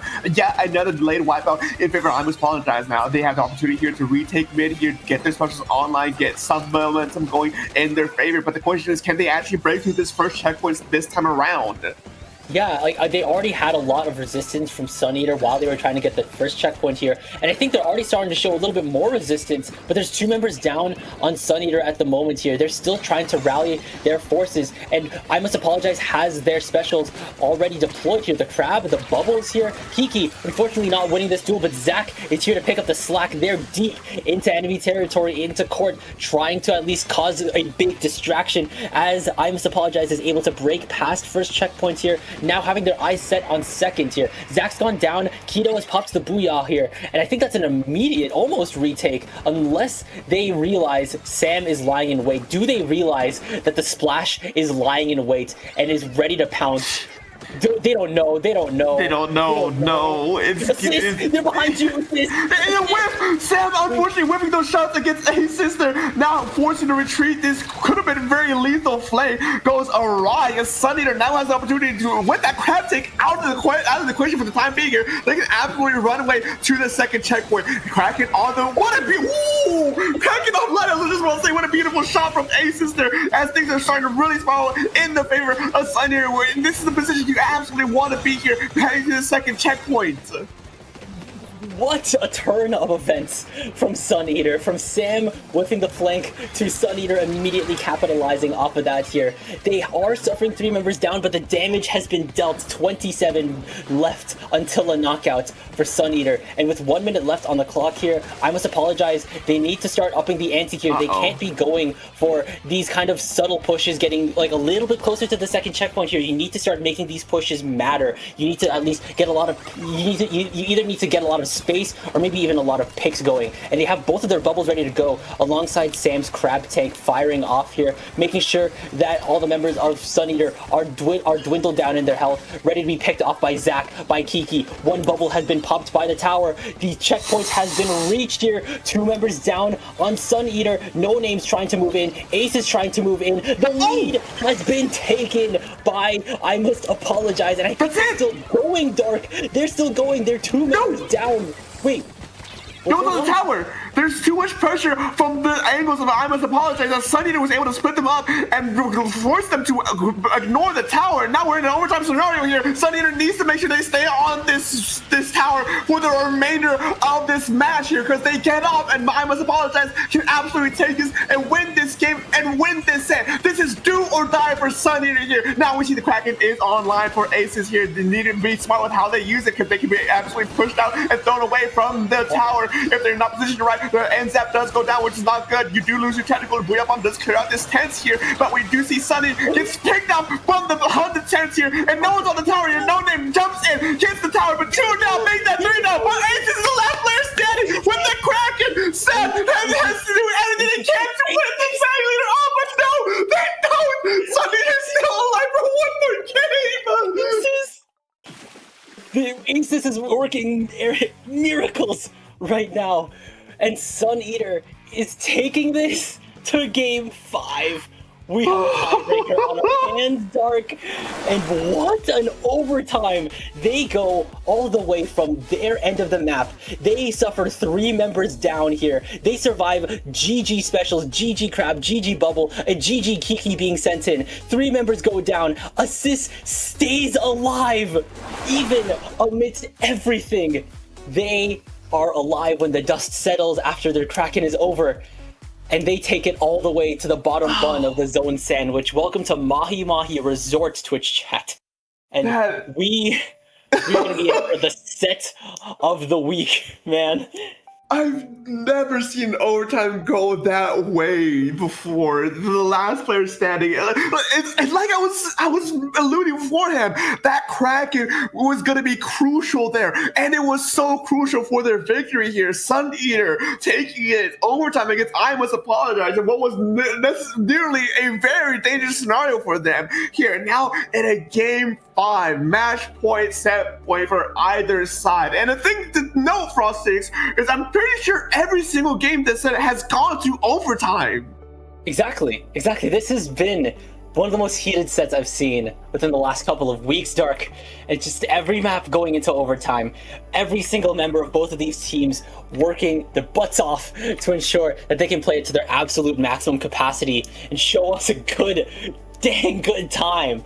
Zone's Mahi will be the finale of it all. Everything is riding on this here. Whoever wins this will be the winner of this entire tournament here.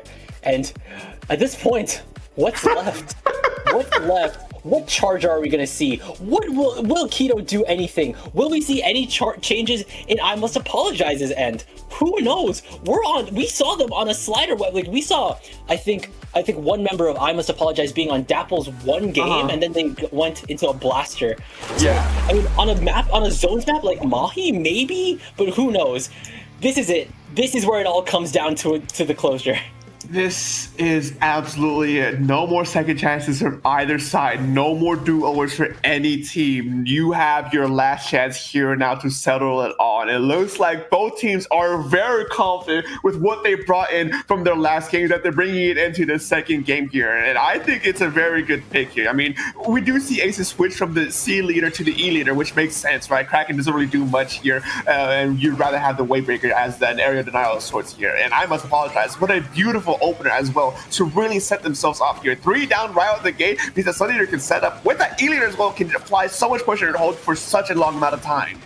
Yeah, if anything right now, I think I Must Apologize is just trying to at least let the water level drop. Already Sun Eater is at that 60-point threshold here. Sam's Crab is on islands as the water level is dropping, and the space has been open for players like Zach, like Kiki, like Keto can play, but Keto's gone down, Zach's gone down. The Sword Masters are going to be respawning in a few. 2 members are now down on Sun Eater, and Kiki is looking for targets here. They've noticed No Name as well as assists here. No Name as well as Keto are the only ones on the field right now. Keto is not going to be able to jump out of that alive, and No Name is still there, but they're able to jump out and regroup before finally going down. If anything, Ace is holding down the line as well. Assist is now in the field. I think I Must Apologize is going to be able to take the lead soon, but the zone is in neutral. Not just yet. Yeah, good catch from Sun Eater to try and stop that lead swap there. Now they're going to end control here in mid once again, especially with Tactical online. They can go on the defensive without too many repercussions here. Popping the crab, take in front of the Booyah Bomb to try. Hopefully get that traded out here. Sam living and hit the HP. But unfortunately for them though, they are through with their penalty points and starting to run away with the real points. Taking No Name down in the process. Sam's kind of in a dangerous, sticky situation here. Goes down with from Ace here, and now Sun Eater has the opportunity here to just run away with some additional points. I Must Apologize, looking trying to have the best way, the best angle to approach Aces. Unfortunately gets shut down, but in the process, I Must Apologize retakes the zone here again, but 2 down in favor of Sun Eater means that they're looking, there's so much happening, Frostix. I know, let me tell you again, 2 members just went down on Sun Eater's end, as well as like once 2 members were down on I Must Apologize's end. I think I Must Apologize are starting to find their foothold. They're now in control. There is no Gal on the other team to worry about right now, and Sam has popped a low crab on left side to potentially pressure out anyone trying to drop off of Sun Eater's right side drop. 2 members down on I Must Apologize though, and Assist is on Flow Aura right now. The Booyah Bomb has dropped onto the zone, and Sun Eater is not letting I Must Apologize get out of their penalty points. They're back in the penalty zone, and no specials are online, but Sun Eater still holding down the space, forcing someone to jump out, and they're almost out of their own penalties right now. They're in the 10s. There's a leader ready to be deployed by Assist. There's a bubble ready to be deployed, as well as a crab from Sam. This could be the retake, but I Must Apologize needs to make this count because Sun Eater is counting down. Yeah, no, this is do or die for I Must Apologize. Suneater can absolutely take a knockout here if they play the cards right, but a good use of the bubble there to just cover the zone just enough so they can take a proper retake on their side. Means I Must Apologize buys themselves a little bit of extra time. Even if they don't come out on top here in this team fight, they can regroup and reorganize themselves at a later time without having to worry about the game ending here. But Suneater, now it's up to them to try and set themselves up for a proper lockout here, a proper knockout here. 1 minute and 30 seconds remaining in this game. It can still technically be anyone's games. We've seen crazy things happen in this set so far, but with how things are looking right now, Suneater is looking to try and take away with this game right now. Exactly, and especially without the pencil on I Must Apologize, we're losing a lot of paint on I Must Apologize's end. And if anything, they're still keeping things going here. We're entering the single digits. Suneater needs to keep this going. They can't afford to let this go into neutral right now. Here comes a GG Booyah from Keto. The zone's in neutral. Will this go in Suneater's favor? Yes, it will. This is the one game of the set where we didn't need to go into overtime, Dark, because Suneater, taking it all the way to Game 5, are your swim or sink 219 winners. That is the end of it all. And with the sun being eaten.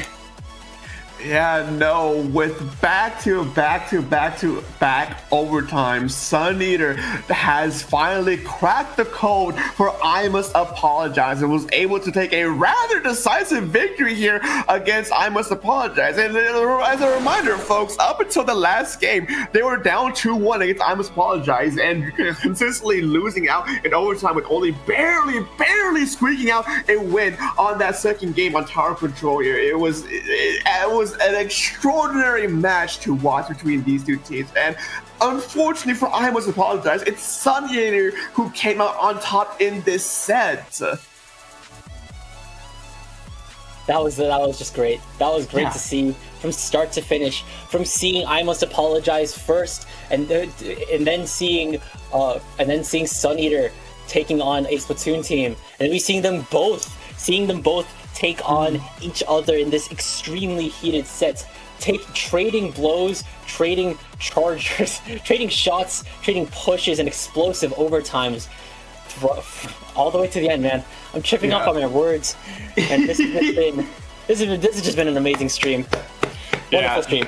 No, huge congratulations to Suneater for doing what you did today. I Must Apologize. May not have been the result you wanted to see here, but you brought a very glorious and very entertaining set at the early, so be proud of that. And of course, over on our third place match, a Splatoon team taking the third placement here in this podium rounds out this SOS to its conclusion. And I'm sorry to say, Frostix, I think that's the end for us here today as we begin to wrap things up. So anything else you want to say, add, or plug in as we begin to close out here?